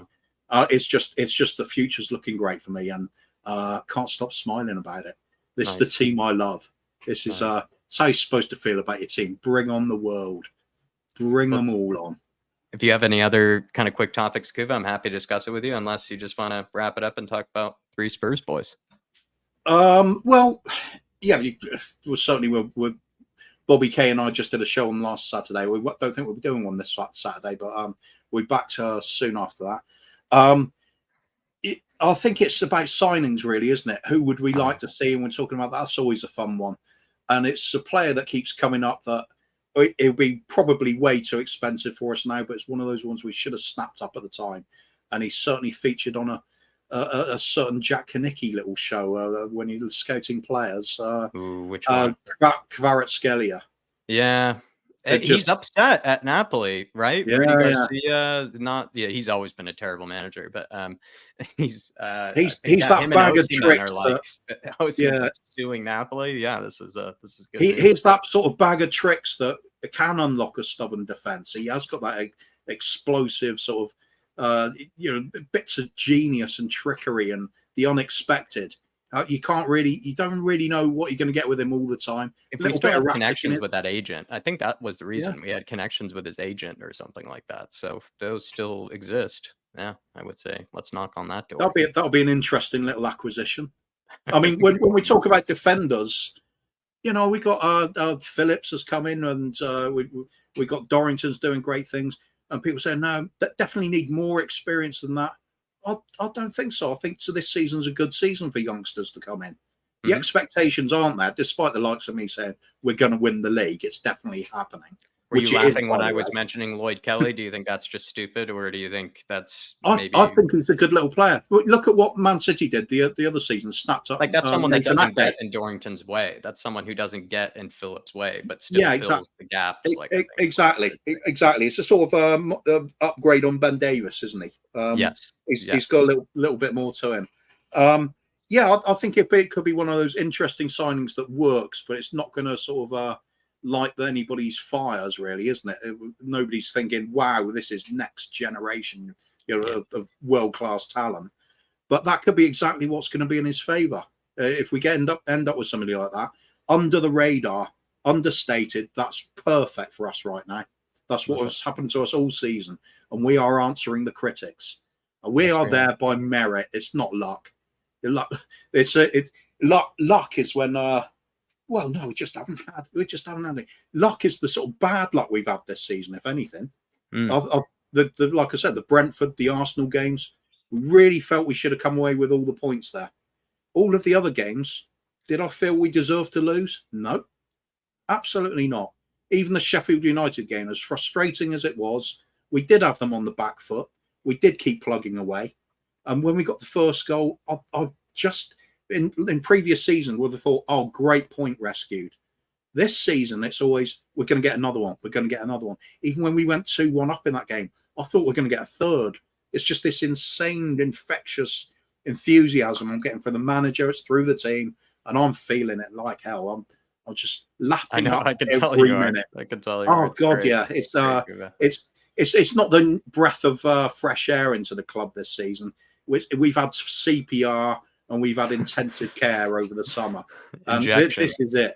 Yeah, we're born again. I'm a born again Spurs fan. That's what I am. I love it.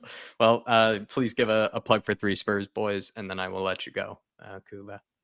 Obviously myself and my partner Bobby K. partner in crime, that is. We do the Saturday night shows every other Saturday night generally, and we just do a sort of relaxed, chilled end of the week fun and games show where I hardly ever talk about football. It's more about just having a laugh. Few of the YouTubers who you see around on other channels, we have a get together and treat it like a session at the pub, very adult themed and silliness, and just let off a bit of steam. Nothing serious. Come along if you like that sort of thing, just for passing a bit of time, have a bit of fun, putting a smile on everybody's face with luck. That's what we're all about there. Otherwise, Ben Kaufman's the coffee company and midweek, where Bobby and I are usually there on Wednesdays, and it will be an episode of Brewing Bollocks, where we do the same sort of thing and just talk absolute nonsense. Get away from football, because you can talk about it too much sometimes. Sometimes you just need a little bit of time to just do something else for a while. Chill out. I'm very good relax, at talking about it tonight. Get a nice vibe going. Yeah, and that's what we're all about when we're away from the other channels. This is the business end. Come on here and tell everybody your opinion. Well, everybody, you got the coffee company here to subscribe to, where you can find more Kuva, as well as 3 Spurs Boys. Thank you, sir. Good chat as always. And Cheers, I look forward to hopefully we can keep. I'm going to maybe say the same thing I said to Michael. Best of luck to you in international break, because you're absolutely buzzing right now, and you're going to have to sustain that for the next 2 weeks. So, no, that's fine. We're back on New Year's, and we'll be talking about how we're still top of the league, mate. Don't worry. It's happening. It's happening. Well, good night, night, cheers, Kuva. See you soon. See you, sir. Cheers. Everybody, big up to Kuva. Show some love to Coffee Company. Show some love to 3 Spurs Boys. And we're going to keep this show moving. Let's keep it rolling. Hit the like button, please. Get your comments in below. Feel free to support us with a super chat. But we're going to go to the man who I accidentally skipped earlier. Big yellow card to Jacko for this one. Let's go to Ian. What's up, man? How are you, man? Sorry about that. I'll make it up to you. I'll find a way. But there was one person that we mentioned in the conversation with Kuva earlier that I realized we didn't get to talk about very much today. And he didn't have, or he had a mixed bag of a performance. Richarlison. Would you mind if I started you there? Sure. Because we haven't even That's spoken fine. about him at all really tonight. What do you That's make fine. of my theory that I feel like he's creating goals and creating chances for others? He's just not finishing them. And you do have to do both. But I don't know. What do you make of Richie right now? I'm just really glad the squad is not going to live or die with how he performs every week, which take that for what it's worth. But I mean, honestly though, like, I feel for him. Like, it's frustrating as hell. Like, especially he could have had a brace in the first 7 minutes. And I mean, he would have just been on cloud 9 here. But I would say, like, the fact that he was subbed off at half for very obvious reasons, and when we did eventually get one over the line, like, there's like footage of him just on the sides, just being as happy as hell. So obviously he's frustrated with himself, but he's still a team player through and through. So, but all that said, though, I would personally give him till the end of the year, honestly, just to see, because I don't think it hurts us to have him, but I don't think it'll help us if he isn't there for whatever reasons here, because hey, like, we are Spurs, some random out of left field stuff will happen, and never know. So I would say on the whole, though, it sucks, but he wasn't the only one that missed some ripe signatures. Either I just think we're giving him a little bit more attention, just because that has kind of been like Richarlison. Right. And that has been his theme this year. Yeah, for sure. I feel like you're right on a lot of that. And the part that I sort of think about, where you brought up that maybe he's in this place where Spurs are playing so well that either he's playing well or he isn't. It almost doesn't matter all that much, or it doesn't really affect us too much at this moment in time, which is a good place to be. Whereas you look at other sides who are either kind of maybe where they're not supposed to be in the table, or they're around the, the relegation sort of stages. And, they usually have those conversations like, what's this guy been doing? Why hasn't he been stepping up? They need him to step up. They need that guy to do what he's supposed to be. And we don't need to have those conversations, I guess, because everybody's been really ticking quite well and everybody's playing quite well. If there's a guy that's maybe a little bit left behind, or a guy that's not really on the same level as everybody else, yes, you feel bad for him, but it doesn't mean it's the end of the world for the team or anything like that. Another conversation of a player that seemed like it was the end of the world was when Bissouma did that dive, and a lot of Spurs fans were very upset with him. I mean, what did you make of his? I thought it was a little bit silly of Bissouma, but I'm not really that incensed about it. I'm a little worried that if that yellow card thing doesn't get wiped clean, then I'm just like, well, you didn't really help yourself out there much, kid. Right, But, right. What do you make of Bissouma's moment there? So right as it happened, my initial gut reaction was like, dude, what are you doing? Like, there was no need for it. And especially I think the replay makes it even worse, just because it's like, oh wow, I can't even argue the fact that he was like, like tripped up or touched. I mean, the only thing he tripped on was the air. So I mean, it happens. And I think a lot of that is and I think if we don't end up with the result that we ended up with, I think that would be the subject of a lot more conversation. Yeah. But I would say, it happened. We brought in Højbjerg, which honestly I'm not too upset with. I mean, he put in a solid shift. I mean, and I think honestly, like, considering that happened right before half, and yeah, sure, it's Luton, but like, we played on the front foot with 10 men the rest of that for the entirety of the second half. And like, look, like, there were times where like it felt like, were we really a person town?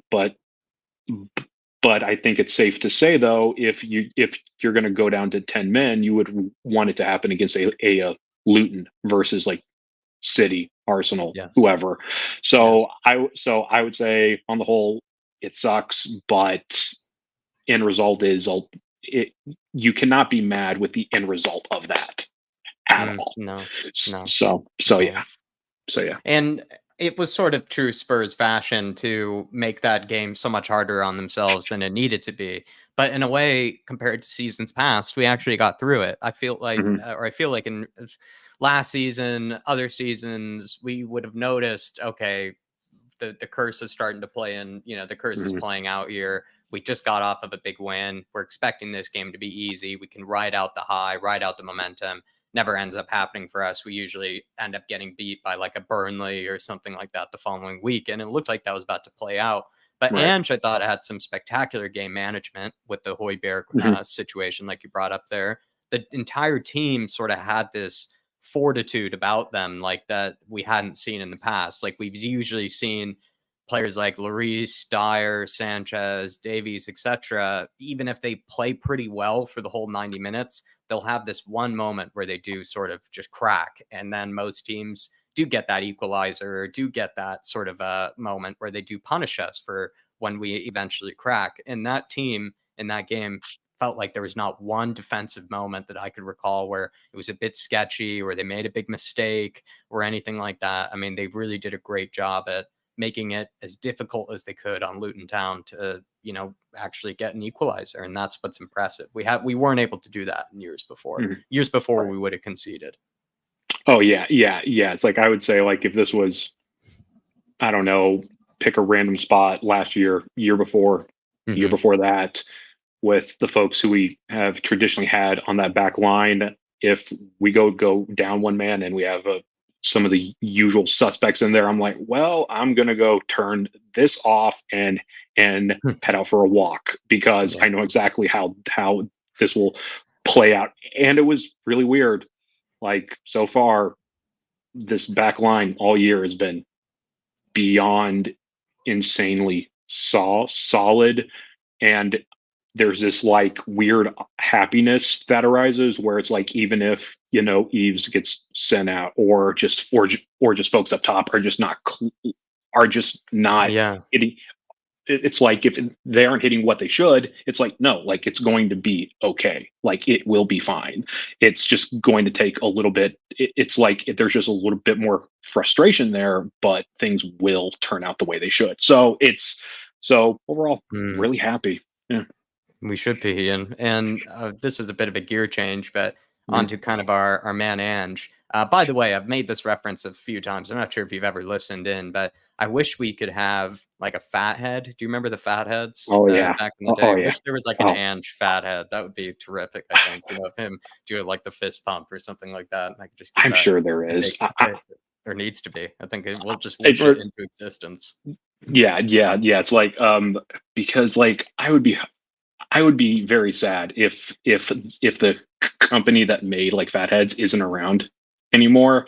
Like just because you just look at Ange and you're just like, okay, he's either going to be like your best friend in the entire world, or he is going to be a guy that will just beat you up in a back he's your bouncer. alley. Yeah.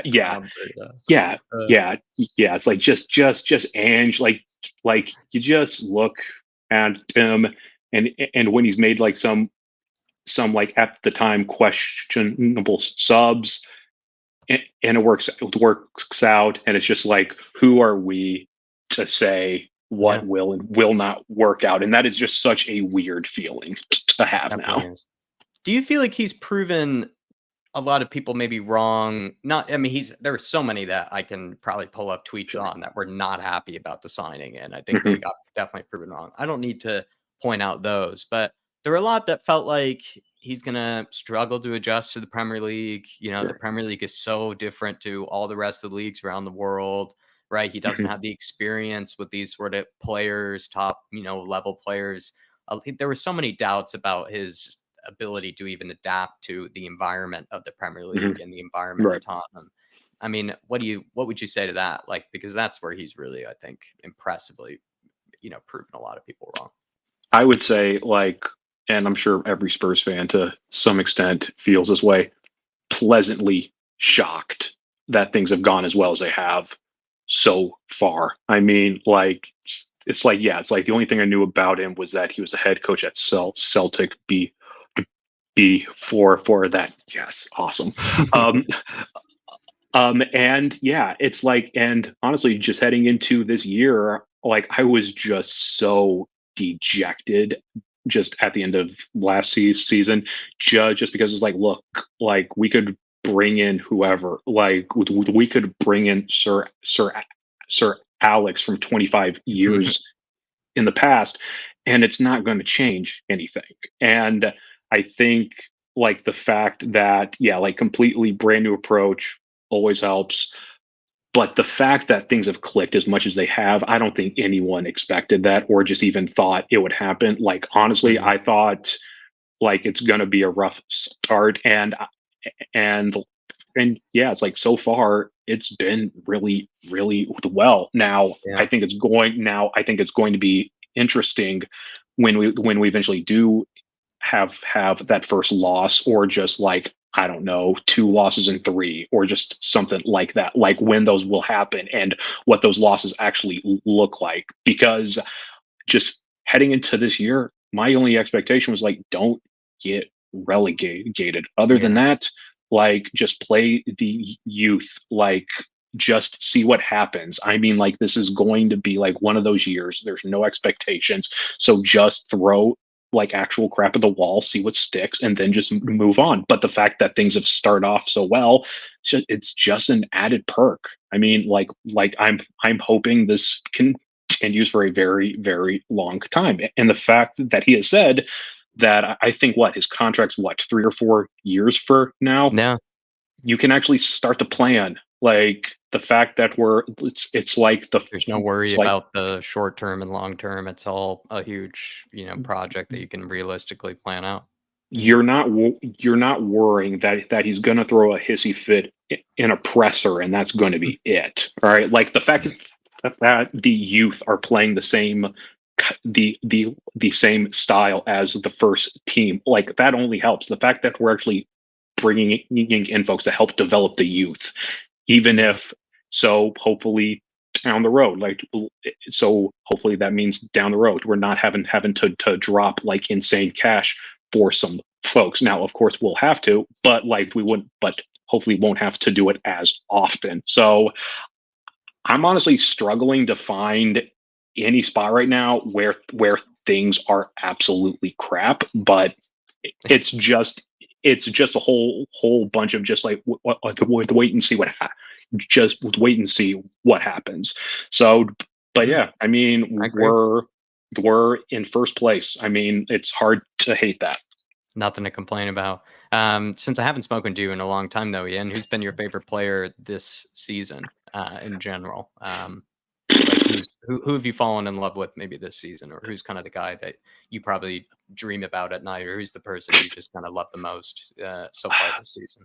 Well, let's see here. James Madison, we all knew that he can like play, but I would say probably Pedro Porro. Like, I would say Porro, Emerson. I mean, like you, me, and like you others were on that Emerson hype train early on, and like it just sucks now because like he has had a great year when he's been able to play, but unfortunately for him, like Pedro has just taken really off. Good. Yeah, he's like it's like that kid can play, and that's a great problem to have. But I would say probably I don't know. Vicario, Van de Ven maybe, but Pedro for you. Yeah. I would say Pedro, then Vicario, just because like look. Unless you're a super nerd, no one knew who Vicario was, let alone no one knew that like, oh my God, like we actually scored with this guy, like big time, just guy who no one heard of, and he's showing up. I mean, it's like you're not worrying about him just making those dumb Lloris type of errors as much, if at all. So I would say it's like just as long as that like back line can stay healthy, it's going to be a happy ride. It's definitely going to be a happy ride. And before I let you go, Ian, Ellie as well as James are making it very clear to us that we're practically brothers. And if you were to shave that beard down a little bit and throw on a flat cap, we would be long distance brothers from another mother. Would you agree? I think we definitely have similar beard genes. I think you have I have plenty of ginger in my beard. Oh yeah. And I have a lot of freckles. I feel like, we probably, they might be onto something here at least. Yeah. Distant cousins, maybe. Yeah. It's like, I would say probably like most of my freckles are like on the arms and like shoulders here. I can say like, I haven't been clean shaven in maybe a year and a half here. I do not have a jawline at all. Like I really don't. So this helps hide a lot of that. But yeah, it's like now that my student loans are paid off, I do need to invest in a nice hat. So yeah, she is not wrong. So all right, get the flat cap on him, and then he'll start looking like my double, and we'll get him to fill in for me. We'll get him to fill in for me whenever need be. Ian, it's been a pleasure. I'm glad that we got to have a catch up, my man. Always, man. I missed you. Always. I've missed you. Always. And I wish you luck for the rest of international break, like I have others, and sustaining this high. It is going to be great, and I know you'll appreciate this. The fact that Hertha are doing great now too is just an added plus. So it was a little hard to watch Union, do so well, this year, but yeah, it's nice not to think about them, and nice that Spurs are doing well. Nothing to be nothing that's torturing me in the football world as of yet, which is good to see. And I would say the fact that Union played their first Champions League game ever at our place and they got smashed, so I'll take that. So good omens for sure. Alrighty, Ian, have a good night, sir. I'm in. Thank you for coming back. Good to see you. Oh, sure, man. All right, bye. Bye. Everybody, big up, Ian. Such a great guy. I love having him. It's been a while since he's been back on here, and it's good to have a good catch up with him. I hope to see him again sometime soon. Bizarro, Jacko, good to have you back, says Brad Matthews. Yeah, it's great to have him back. Yeah, I feel like people seem to think we're very, very close, in looks. I think the beard, absolutely in the beard department, and the freckles and everything. I mean, I got a bit of Irish, bit of Scottish in me, a bit of that Eastern sort of European as well. But like a lot of Americans, it's plenty of a mix. I don't even really know what the hell I am at this stage. But everybody, we're going to keep it rolling. We're going to keep it moving. Who do we have on next? We have Sean, or no, KPV. I almost skipped KPV. That would have been really bad. You don't want to skip KPV. I would have gotten probably a second yellow card. I would have gotten a sending off. What's up, KPV? What up? Just been chilling and not doing much, but yeah, watched the highlights of the weekend. But yeah, great win. Did you get to see the whole game, or did you only get to see the highlights? I watched the game and yeah, Van der Ven, brilliant. Yeah, first goal. So yeah, finally scored. The defenders have been getting on the score sheet lately this season. Defenders, Romero, yeah, who else is it? Royale and Van der Ven. So yeah, can't ask for more. Defenders have been scoring lately. So yeah, looks Mickey's like showing them how it's done, right? He was showing the strikers how it's done because we only won 1-0. So yeah, that's now 6 wins, 2 draws, so unbeaten. And yeah, love what Kuva said. Like, why can't we challenge for the league? Like, unbeaten, go the whole season unbeaten, do what those lot did yesterday before, and without losing. So yeah, it's coming home, people. You heard Dale. It's coming home, people. Coming to the right side of North London, not going to the wrong side, because they're not from North London, they're from South London. So yeah, we just always call them the Woolwich Wanderers. So yeah, but unbeaten still. Yeah, they got lucky. But Well, yeah, KPV, we got to watch them win that game, but it didn't matter because we still got to sit top of the Premier League. yeah, we're not then not joint top. We're top because we have the better goals scored, and Yeah. we're still top. So who cares? Who would have thought? North London only unbeaten. Like, they're gonna lose the next 3 away games. They've got West Ham in the cup. They'll easily lose that. They've got Chelsea at the bridge. Like, they're gonna lose to Chelsea now, man, because Poch has now finally got them winning back to back. So lucky you, kiddo. But when you come to our house, 6th of November, you're getting done over, man. Like, we'll still be unbeaten. And when we talk about in the new year, we'll still be top of league. 3 London derbies in a row, man. Fulham, Palace, Chelsea. So 2 home games, 1 away. Do you think that's a game. good thing, KPV, playing so many in a row, or do you think you would rather they be spaced out? I think it's probably good because, like Don said, Arsenal would not want to play us at this time. But yeah, we're still unbeaten in them 2 London derbies, though. But yeah, we're unbeaten now. Still, Brentford away, start of the season, probably you should have won that. But Arsenal away, we should have won. Like, we're still unbeaten in London derbies, even though we lost at least what? And we used to be terrible in London derbies, didn't we, KPV? Yeah, we used to be, but we lost 4 under Nuno when he came in. But not anymore. We've only lost 3 last season. That was home and away to Arsenal and away, well, home to Brentford. So only lost 3 and drawn 1. That was away at Brentford before the World Cup. So, well, Boxing Day actually. That was Boxing Day. But finally, yeah, 2 times, actually 3 times we drawn at Brentford. 3 times. 0-0, 2022. That was February, March time under Conte, and I loved Brian Daigle's rant back then. Conte didn't know the players, and we drew away after the World Cup, and now we're drawn again, 3 draws, and only 1 win, and that was when I went to the game, saw Ben and Sim. We actually beat them in a Carabao Cup semi-final.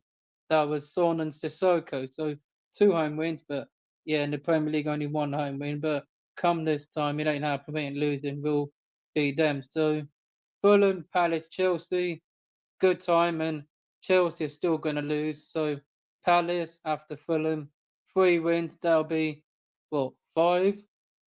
Wolves and Villa, Unai Emery, we can't seem to beat. Yeah, that was in a League Cup, but Do you think Villa? We play Villa in how many games? KPV 1, 2, 3. They're like a little bit further down our list, but like we play Chelsea at home, Wolves away, then Villa at home. I feel like Villa could take points off of us. Like they actually look pretty good. As do West Ham. They look pretty good this year. Newcastle look pretty good. Do you feel like most of the teams around the top are more evenly matched? something like that. But Newcastle, what have we got them home first or away? We play them home first Well, after West Ham. oh, so we got Newcastle away, is it? Newcastle, we play 2 home matches in a row, actually. It's kind of nice, KPV. We play West Ham at home, and then 3 days later, 4 days later, we play Newcastle at home. Hey, so yeah, we're not losing to Villa, West Ham, and Newcastle at home because we're not losing at home to Newcastle Villa again. Last season, like we were not that great. So Kane scored in the home game against Newcastle, like and away. So the 2 games he scored in, we lost 6-1 at home against Newcastle. Like that's probably our second biggest defeat away at Newcastle since that season we were challenging for the title against Leicester. That we lost 5-1. So, but 6-1, we've not conceded 6 since that. I don't know. We never conceded 6. So first time, but that was just because we had Dyer and Lloris. Like, how was the Callum Wilson goal not disallowed? I saw it, and Lloris was fouled, and VR just gave the goal. Like, come on. You think the Newcastle goal from last season was a foul on Lloris? It was. I saw it. I watched it, and it was a foul. I don't think so, KVV, but maybe we'll agree to disagree. I think Hugo, he might have pulled the Bissouma there. I think he was trying to make it look a little bit. Kind He dived. man. But yeah, we beat Newcastle at theirs under Nuno, and then when Conte came in after, we beat Newcastle at home 5-1. So trying to double over Newcastle, but they beat us twice last season. Revenge under. At least we beat Steve Bruce and Eddie Howe in the same season when they That's had right. takeover. So still, That's right. revenge is coming. Like, yeah, 3 London derbies, winning all them, that's 9 points. And then, yeah, got what, Wolves? I think Wolves away, Villa at home, Man City away. There's a chance, like, if you really back Spurs, you should say that we should be getting maybe only dropping. I think what's tough for me, KPV, is we play Man City away, and then 3 days later we play West Ham at home and Newcastle at home. 4 days after that, that's when you don't get that advantage of 5 or 6 days in between each game. You know what I mean? Yeah, like It's hard when we only have 3 days to prepare between such big games, right? Usually you want like 6 days, to prepare for such big games usually. yeah, City away. Like we all know, Kulu loves scoring against City. It's not just Son, it's Kulu as well. So another away goal at the Etihad for Kulu incoming. That's going to be 3 in a row he scored. So watch out, City. He lost to Pep Guardiola loves Kulusevski. Tell him to keep his eyes off KPV. Yeah. He keeps his eyes away. Yeah, Kulu has City's number. Son does because he always seems to score. Kane done it as well when he broke the record last season. 267 for Spurs. 200 in the Premier League. Like, man, Tottenham's all-time record goal scorer, doing bits in the Bundesliga, but yeah. Can Ange keep the what? It's the opposite of a curse, KPV. Right? Because coming up against Man City, we always seem to find a way. Can Ange keep that alive? Can he keep that going? Yeah, he can keep that going. Like, yeah, we lost away at City last season because they got revenge after we beat them the season before. So, but yeah, that's the only Pep's only won there, being us I think 2 times at the Etihad. That was when they won the Premier League and they lost the Champions League to Chelsea. So we should have beaten them in a Carling Cup final actually, because Laporte was lucky to stay on the pitch, didn't even get sent off. So don't know how we're going to go for him. He just went to Saudi Arabia. Like, should have gone for him. Brilliant. I thought he went to Aston Villa, or did he? No, he went to Saudi Arabia, I think. Lenglet's gone to Villa. Like, so. Oh, I thought you meant. Sorry, my bad. Sorry. Laporte should have gone for him. We should have, and it would have been a great signing, man, because he can score goals and assist. But yeah, he was lucky to even be on the pitch in the final. Like, Mhm. Daniel Levy sacked Mourinho 6 days before the final. Like, yeah, we got there and he's won that trophy many times. Chelsea, Man United. So, bit bad mistake sacking him before the final. Maybe Mourinho said he wanted to rest him, and Levy said, "No, I want you to start them." But yeah, that's why Levy sacked him. Like, come on, we're not a sacking club. Chelsea are. They always seem to sack managers, and He's not they going get anywhere, KPV. not He's going to going be around here for anywhere. 4 years at the very Yeah, least. I heard. Everyone might have not seen it, but I hear Man United want Big Ange. Like, nah. Keep your eyes away. Keep your hands off. Ain't having him. When Pep does leave, nah, he ain't going there. Like, he just came to us. Nah, you ain't getting. You can go for Vincent Company, so you ain't getting Big Ange City because you always lose when you come to our house, and they can't even score a goal there. Like, I think Man United will take Pochettino after he gets sacked from Chelsea. they should have gone for Conte after he lost to United 3-0 at home, but nah, we won the El Sacco basically, and if they had lost, they would have gotten Conte, but now we won the El Sacco basically, and we got Conte in. Like, Can Ange get Pochettino sacked at Chelsea? yeah, he can. 6th of November, after the 5th, bonfire night, Monday 6th. Monday night football, everyone. Set your alarms ready and diaries for the big one. 7:45 kickoff, 8 p.m. game start. I'll be at the game because I'm getting the ticket. I'll Nice. probably be up the top or something, but haven't thought yet. And I'm getting a ticket. So, yeah, Andrew's going to get Poch sacked and we'll still be top. So, title's coming, people. The double's on. Like, we're winning Love the it, double. KPV. Invincible. Winning the double. Who's letting the dogs out? Last question for you, KPV. Ellie's asking who's letting the dogs out over international break. Well, Ellie, who's letting them out this time, eh? It's Mia. Mia again. Mia. Nice one. Mia's There letting you them are, out. Mia. So, enjoy the international break, people, and I'll see you all for the Fulham game. That's on Monday Night Football, and then Palace on Friday Night Football. So Yes, sir. yeah, Friday Night Football. So 2 London derbies in a row, and then you got Chelsea afterwards. So enjoy Yes, that, sir. people. And I'll see you all for those 3 games. Enjoy, Come on, you people. Spurs. Come on, you Spurs. Big Andrew Charles. See you, KPV. See Have a you good later. night, my man. Have a good one. Everybody, big up to KPV. Big love to KPV. Absolute legend. He's pointed out that something I didn't even notice in that schedule. 3 London derbies in a row. That'd be kind of, in a way, I think that's a good thing, actually. We don't have to travel very much. 3 very important but intense games in a row. Could be good sort of wake-up call, or not wake-up call, just good sort of not easing your way back into it, but, giving your kind of a quick sort of rush back into, Premier League standard, especially being at the top of the league, going into it with London derbies, I think definitely help us for sure. But let's go to our last 2 guests of this evening. And it is going to be Sean and then Ribsy85. Let's see what Shawnee has to say just quickly. Phil Coy's grabbing what looks like to be the Flat Cap membership. Thank you very much, Phil. Do appreciate you. If you aren't already in the fantasy league, get yourself in there, my man, because it looks like people are starting to overtake each other. I'm seeing Dave kind of going further down the table. I think I'm climbing higher up the table. So feel free to join that and you get all the access to all the other different membership videos and all that good stuff. But let's see what Shawnee has to say. How's it going? How are you? I'm doing well today. Again, working for the federal government. I get all the holidays off. That's right.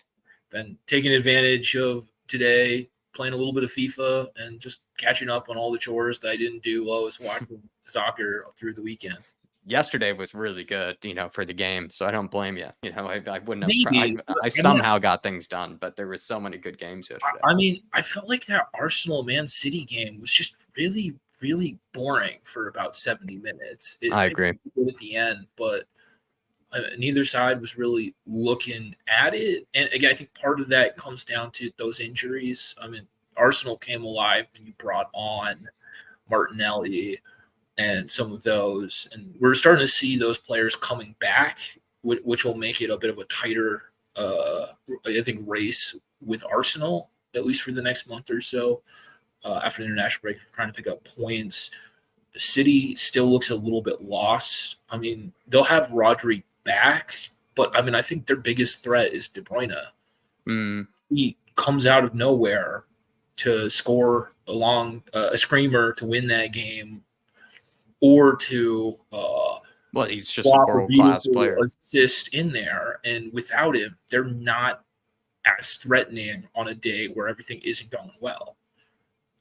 Do you agree with what King Hoddle said in the chat earlier, that City don't look as formidable or as invincible, and then other teams like Liverpool are still a bit unconvincing? It's sort of like there's no team that really stands out right now above the rest. Everybody does look sort of capable of beating each other. Again, I think this is probably the most equal kind of title race that we've seen in a few years. I agree. No team is entirely a standout. I mean, City is hampered without De Bruyne. We have some depth issues, and we're still getting used to the system. There are lots of times where a player makes a run and our other player just doesn't anticipate that or plays the wrong ball. And so some of those growing pains going through our system. And again, the caliber of those mid-table teams is just really high this year. I mean, Brighton, Newcastle, Villa, any day they can go and turn over any in front of them. But again, a lot of it's just there's so much inconsistency amongst these teams that I think that. But what I would say is I can't think of 4 teams that are ahead of Spurs in terms of quality and kind of really their mentality, be able to just kind of pick based on this season right now from what you've seen right now. Again, City will probably get back into form. Arsenal will be thereabouts. Liverpool, inconsistent. They're still kind of open a little bit at the back, but I still think they'll be competing. But and then you have Spurs that I think are in that mix that are as good as those 4 or other 3 teams. But I just don't see Chelsea or Man U having it together enough to really be pushing for one of those 4th place spots. Can I push you further on that? Is that Man City getting weaker, or is that everyone else around the league getting better and kind of catching up a little bit with Man City, or at least being slightly more challenging to them? I mean, I think it's the combination of City being weaker without De Bruyne, who's one of their strongest weapons. Yeah. But also, I think the caliber of those other teams has really gone up. Arsenal, those players have now started to gel. They're further into that project. So you're seeing that. I mean, Liverpool's got an insane attack. They might have one of the best attacks in the Prem this season. Yeah. With just the quality, but also just the depth of who they can bring on at any point. But so again, I think it's just a tighter race in terms of the teams. Okay. I think I agree with that actually for the most part. And you said you watched the majority of that Man City Arsenal game, right? I'm kind of curious what you thought of David Raya in possession, because I thought we actually maybe saw the reason in that game why Spurs went for Vicario instead of David Raya. I think we might have made the mistake that David Raya is good with his feet when hitting it long, but he's not good with his feet when actually trying to play from out the back. Again, David Raya hasn't been fully impressive. Again, I don't actually think he's terrible with his feet. He's still a big step up from where Lloris was. And true. I think had he been at the right price point, I think it would have made sense. I think what we saw a lot of the time was everyone over the summer was saying, we're going for the cheaper option. But I think Ange and the Don had really looked at these players and what they needed out of the team. Vicario has been absolutely phenomenal. Is not crumbling when pressed. and he gives that confidence to the rest of the team. I mean, Van de Ven has been probably the best defender in the Prem this year. And what we're seeing is, no, they looked at, this is what we need. I mean, you need Van de Ven's pace to hold that back line. I mean, he was catching Gakpo on the full sprint. So again, I think that we were really targeted in what we went after this window, which is just a massive change from what we've seen in previous years, where we weren't really looking at what is the biggest problem. Because I've seen a lot of things talking about Ange's management changing that mentality, but I mean, I think a lot of the credit is due to just getting our transfers right. Rid of those defenders that let us down time and time again. They don't see the field. And I think that is making a big difference, is just sorting that defense out, because we were scoring goals in previous years, but we were giving 2 goals away a lot of the Conte before we woke up and started playing and scoring goals. If you're trying to win every game 3-2, you're going to drop a lot of points. Or that Luton Town game, I am convinced we would have conceded that in that game last season. We go down to 10 men, we would have eventually conceded, and we probably would have gotten out of there with a point instead of 3 points, or maybe we would have eventually lost. But it felt like last season you could not have counted on that team, or even the season before that, to see out the game, 1-0. Yeah, and again, I think a lot of that comes down, again, there's that never stop mentality, but also just, I think, doing a better job with those transfers, getting in reliable players, clearing out the rubbish that just has not been good enough. Again, we saw in that cup exit what happens if you put Sanchez and Dyer and Davies on the field together. Again, just the quality isn't there. And we've all known that for years. And it's nice to see kind of that, okay, when we go in for these quality players. And I also think that by kind of these players performing so well, that I think it gives the club more incentive to back Ange and the director of football in the next window, because they're seeing results. Do you think Levy will give him reinforcements in January? Do you think he will buy another center back, or buy, in my opinion, we need a left back? What was it? Kuva as well as Michael are convinced we need a left winger. What do you I think we get probably 2 big signings and maybe 1 for the future. And again, the positions, what I would go for is either a left back who can fill in at center back, or a center back who can also play out on the left. Because again, I don't think we want to bring in too many players in that defense, because we have Dorrington and Phillips kind of ready in the wings, and you want to start to integrate them. So I think essentially like a left back who can play, essentially someone who can play those 2 positions, means that we're not clogging that pathway too much, because I do think that those guys are close to being ready to start coming in and playing some games. No, you don't want to block their opportunity to be able to prove what so again, we're I think supposed to it's believe. really more of a, you ship Dyer out and you bring in someone who can cover at left back and center back, so that we're not too light. Because again, realistically, if you get rid of Dyer, we have 2 other center backs, if you count Dorrington, and again, that's just not quite enough. Especially if you haven't really started getting them minutes into the team. So again, I think it's really about just having enough cover in those positions. And then I think you start to look at either left wing or even center midfield. Center midfield, I'd be a little concerned about, because assuming you lose Sar and Bissouma at the AFCON for a few months, that's a position. Bentancur, I guess, steps in, but who else steps in, I guess, is the question. Yeah, again, that's a position where I just think we're a little bit later. So that's somewhere where you could probably afford to bring in some quality. And we rotate in that position decent amount. You can get minutes to a player who's not starting.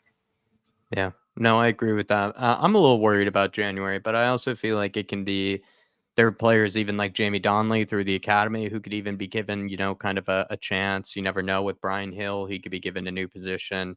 Madison could be asked to play slightly more like Pop Matasar instead of maybe the number 10, or Lo Celso in case he's not, given away. But that is something to think about, that Højbjerg, I think, also maybe wants to leave in January, or he might want to leave somewhere that seems to give him more game time. So there's a lot to kind of think about in sort of that midfield area. Again, I don't think we need a lot of drastic movement. But again, I think part of it is really balancing those transfers along with bringing through some of that talented youth. Because again, we really haven't seen any of those young players get minutes yet off the bench. So I think if we can bring a few of those in, then we're really moving in the right direction. Do you have any strong opinions? Last question on Johan Lang, brought in by Scott Munn. Did you get to do any hour cramming in, on your day off? I haven't done too much digging. Again, based on the timing of when he came in Villa, they've made some smart signings. And again, I think that you need someone who is legally able to hold that kind of director of football type position. Because you can't send Paratici in to do negotiations. And I also think that like 3 heads are better than 1 in terms of making some of these decisions by committee. I think he has a different area of expertise than Paratici.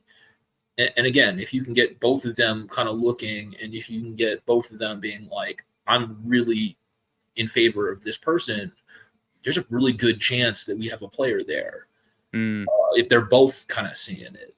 Yeah, no, I agree. And so you don't seem to think too many cooks in the kitchen is a problem, sort of thing. Well, I mean, the problem is you keep letting Levy come in the kitchen in the previous season. So if you keep letting the owner into the kitchen, then you're in pretty good shape. I think if you have smart footballing heads who are concerned with, again, the interests of the club, you're moving in the right direction. Mm-hmm. And I don't think they'll step on each other's toes too much. Yeah, I'd agree with that. And if you got smart guys with other smart guys around them should make smart decisions. I guess in that case, you just hope that Levy, the owner of the restaurant, just doesn't end up, telling the chefs what to do too much. That's what's, probably the case. I think you're right with that analogy. Sean, unless you have any other kind of topics you want to discuss, then I think that's... I had just a comment or two on the Bissouma thing. Go ahead. I think it is frustrating to see because when he goes down, like, he's clear through because everyone's afraid to make a tackle. He threw in on goal, so it's a little bit silly. But he's also been close to our man of the match, if not man of the match. Almost every game. 6 out of 8 games. He makes a mistake, you move on. And again, he's going to be the person who feels the worst about that mistake. I agree. What we want to see is him coming in and playing well. And I think the only concern is that maybe he overthinks, tries to like overdo it when he comes back in. And you're like, no, you just want him to calm down and play his game, because he is one of the best press resistant midfielders when he's playing. I completely agree.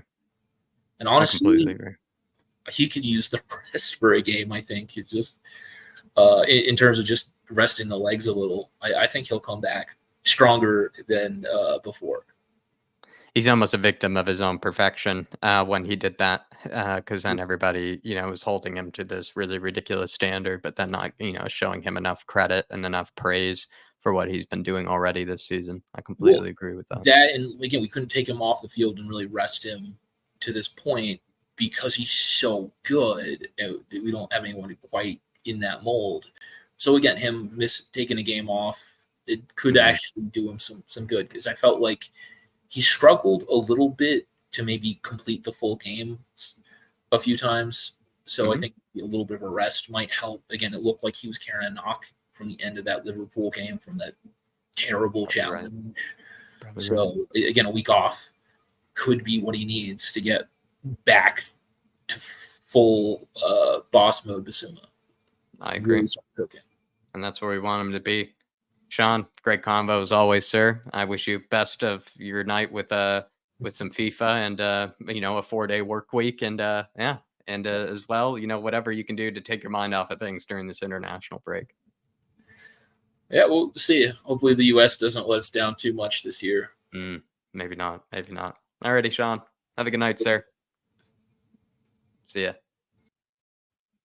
Everybody, please big up Shawnee and Sean Maddox. You know him already in the chat. He's your fellow member in the community. I love that guy. He has great chats with Dave and I. And also, too, he's always with us on this channel. He's showing us a lot of support from a very long time. So please show him some love in the chat, please. Always good to see Sean. But we're going to finish up with our last guest this evening, waiting very patiently, the man down under, Ribsy85. Let's see what he has to say, the closer. Hey, Ribsy. G'day. How are you? I'm all right. What did you kind of make of any of the conversations that we've had today? Any place that you want to start in particular? How good Spurs are, or maybe the Luton Town match, and maybe you have some things that let's start there. Luton. Anything that maybe bothered you about that game, or anything that you feel like needs to be said? Well, the first thing that springs to mind. Richarlison. Yeah. Oh yeah. If you want to talk about players, I mean, it's unfortunate about the Bissouma thing.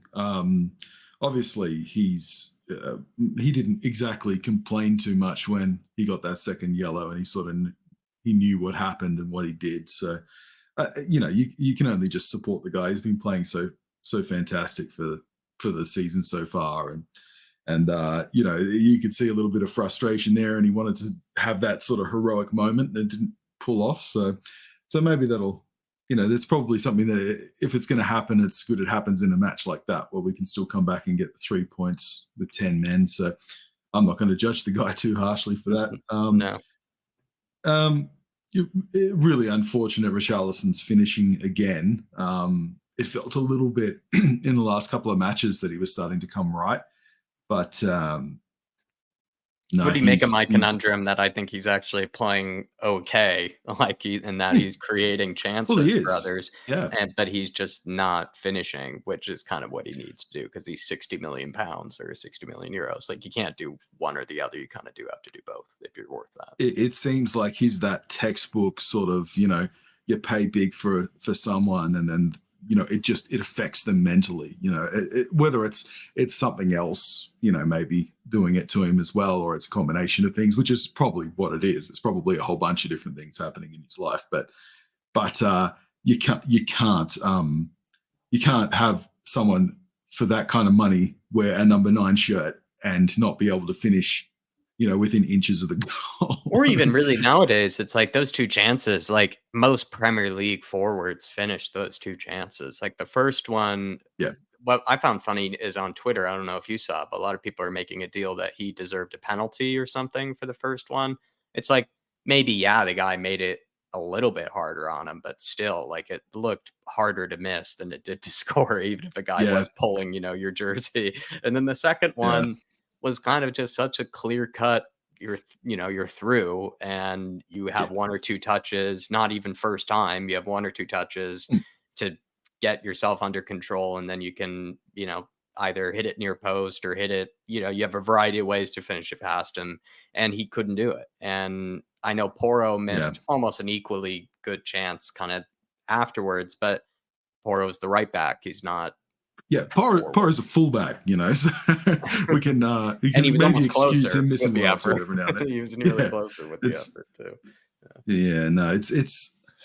It's a shame because I think that most people really like Richarlison for who he is as a person, and he's clearly trying. It's not like he's given up and he's just wallowing in his own misery. He's trying to resolve it, but those are the kinds of chances that you take him, and maybe your career, maybe well, I'm not going to be that mean, not your career, but your season looks a lot better, and you start to get a little bit of confidence behind you and that sort of thing. But no, those were devastating, those misses. I don't know where to take it from there. But as you say, even back in the Conte times, Richarlison presses really nicely for a forward, and it's not just the aggressiveness of the press. He's very smart about it. He knows how to approach a player.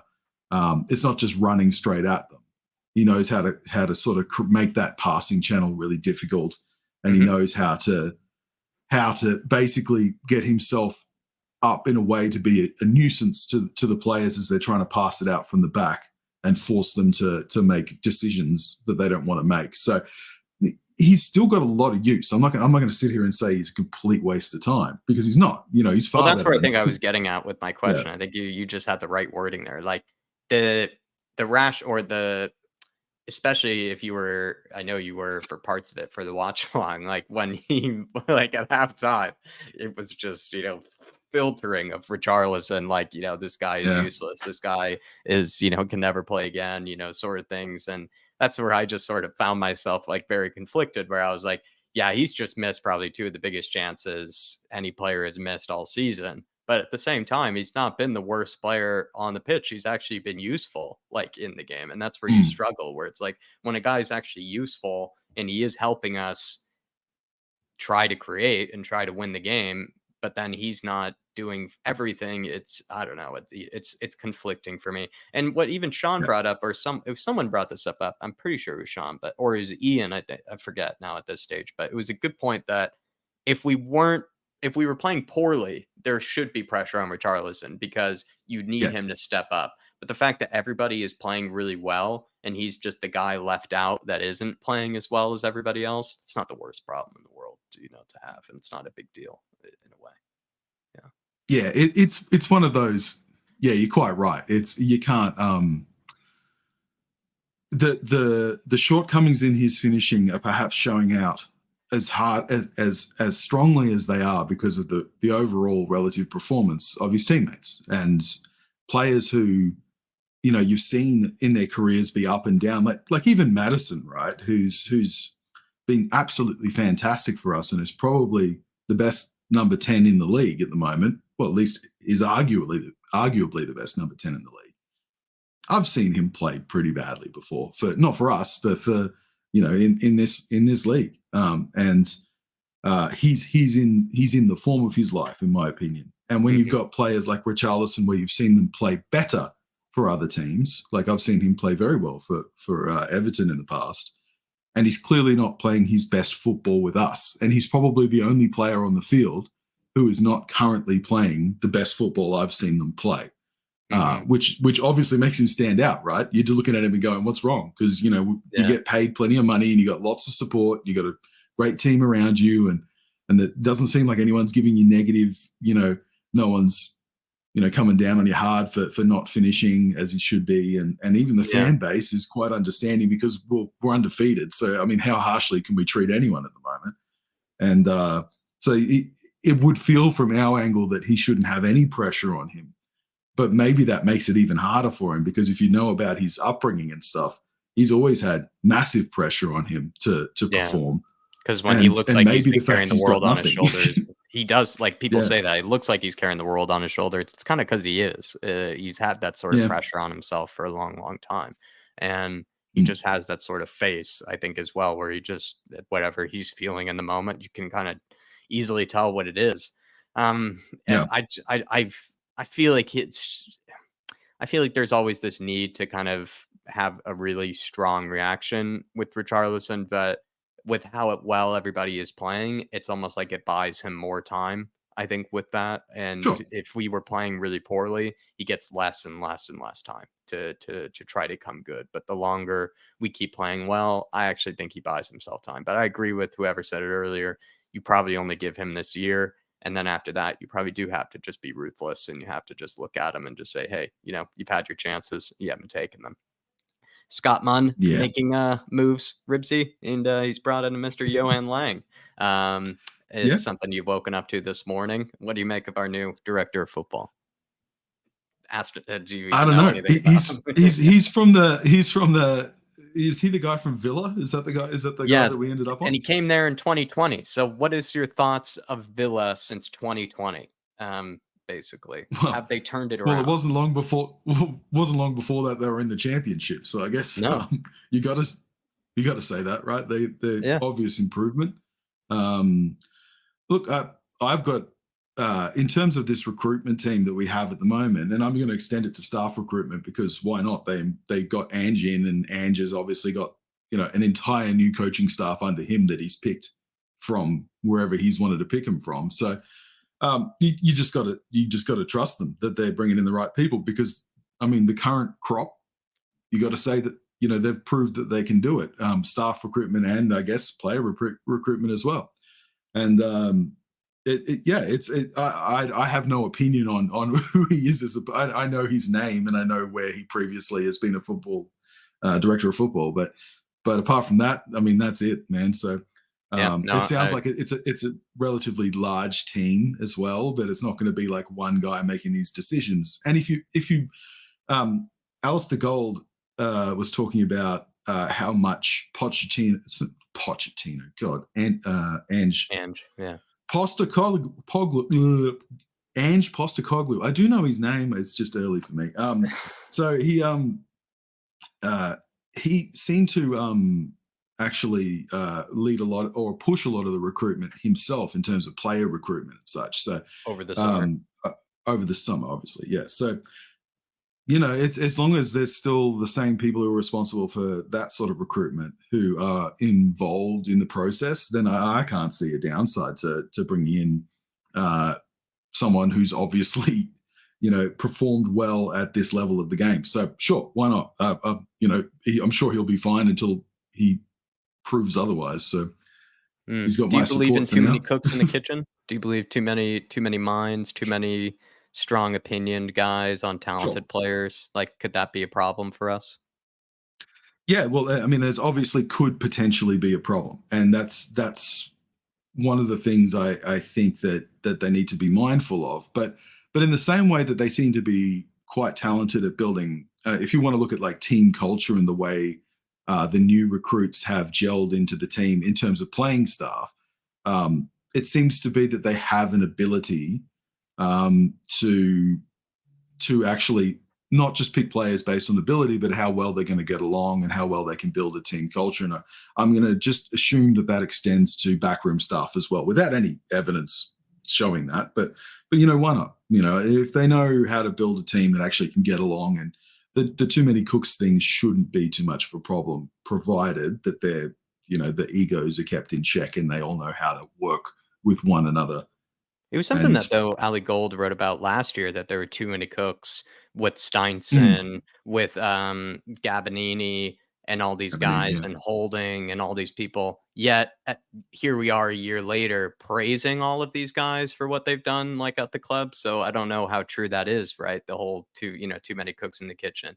It could be the case that maybe a bit of the old establishment of people that they were sort of replacing might have been saying that, like, oh, they're maybe look at all these guys, that are coming in with these new ideas that are very strong. Because that was at least what Ali Gold's articles were saying about Gabbanini and Paratici in particular, is that they're workaholics. They stay up late and they like fire emails at people at like 11 p.m. at night, about something. And they just have this like arrogance about them and this sort of like, no, I do it this way type of mentality. And I could see how that on surface level, when you say all those things, so that could be a problem, but felt like, well, Spurs are in such a terrible position right now. Maybe we do need this like change in culture. Maybe we do need somebody to come in and tell us what to do and tell us, no, that's not how you're supposed to run things. And I hope Johan Lang has a similar type of, in a way, everything's actually ticking right now, so he shouldn't rock the boat too much. But I feel like the whole too many cooks in the kitchen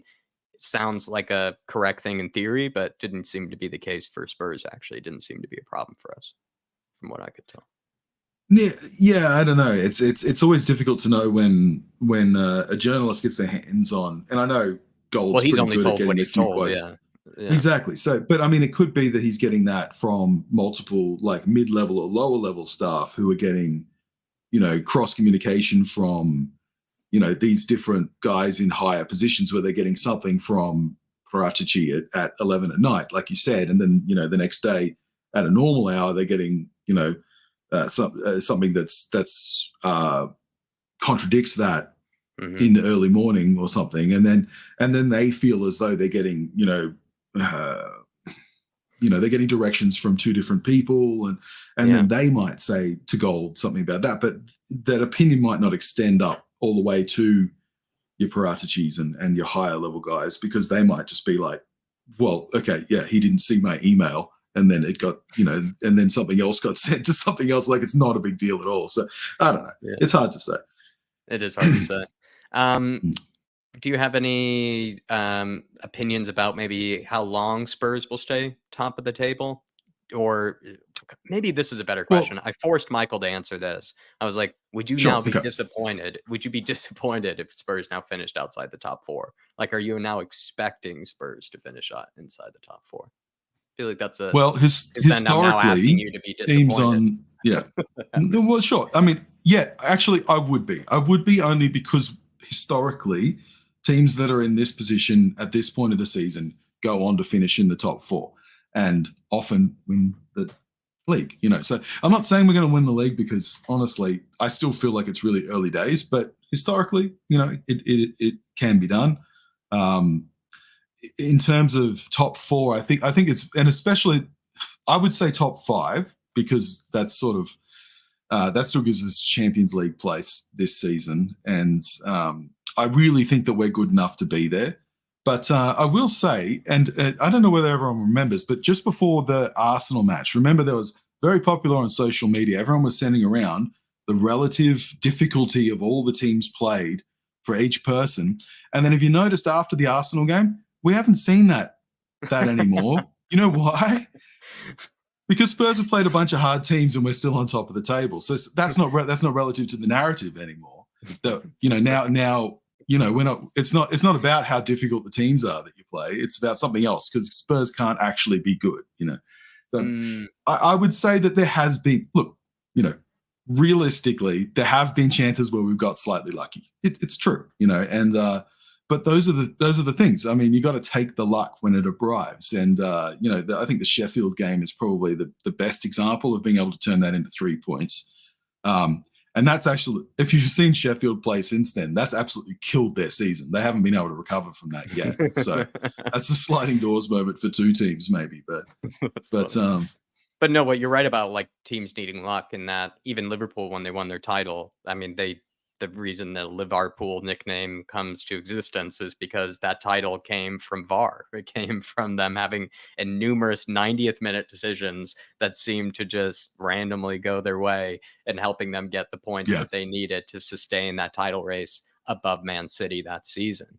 And that's where you do sort of think to yourself, like, any brilliant, and those were the teams that were like imperious, like they were scoring like 98 points a season, right? Where they just never lost, but they still relied on plenty of games where they just weren't at their best and they won 2-1 or 3-2 because of some decision that seemed to go their way. Those teams seemed to have like perfect seasons. They always had some sort of thing that kind of got them that, where they got away with one, where they kind of squeaked by, and they would have been all over Talk Sport. They would have been all over. People were ready to jump on them, and they just somehow didn't. And they got through. And that's, I think, what's happened to Spurs kind of this season. And there's no shame in that. And that's what happens with everyone too.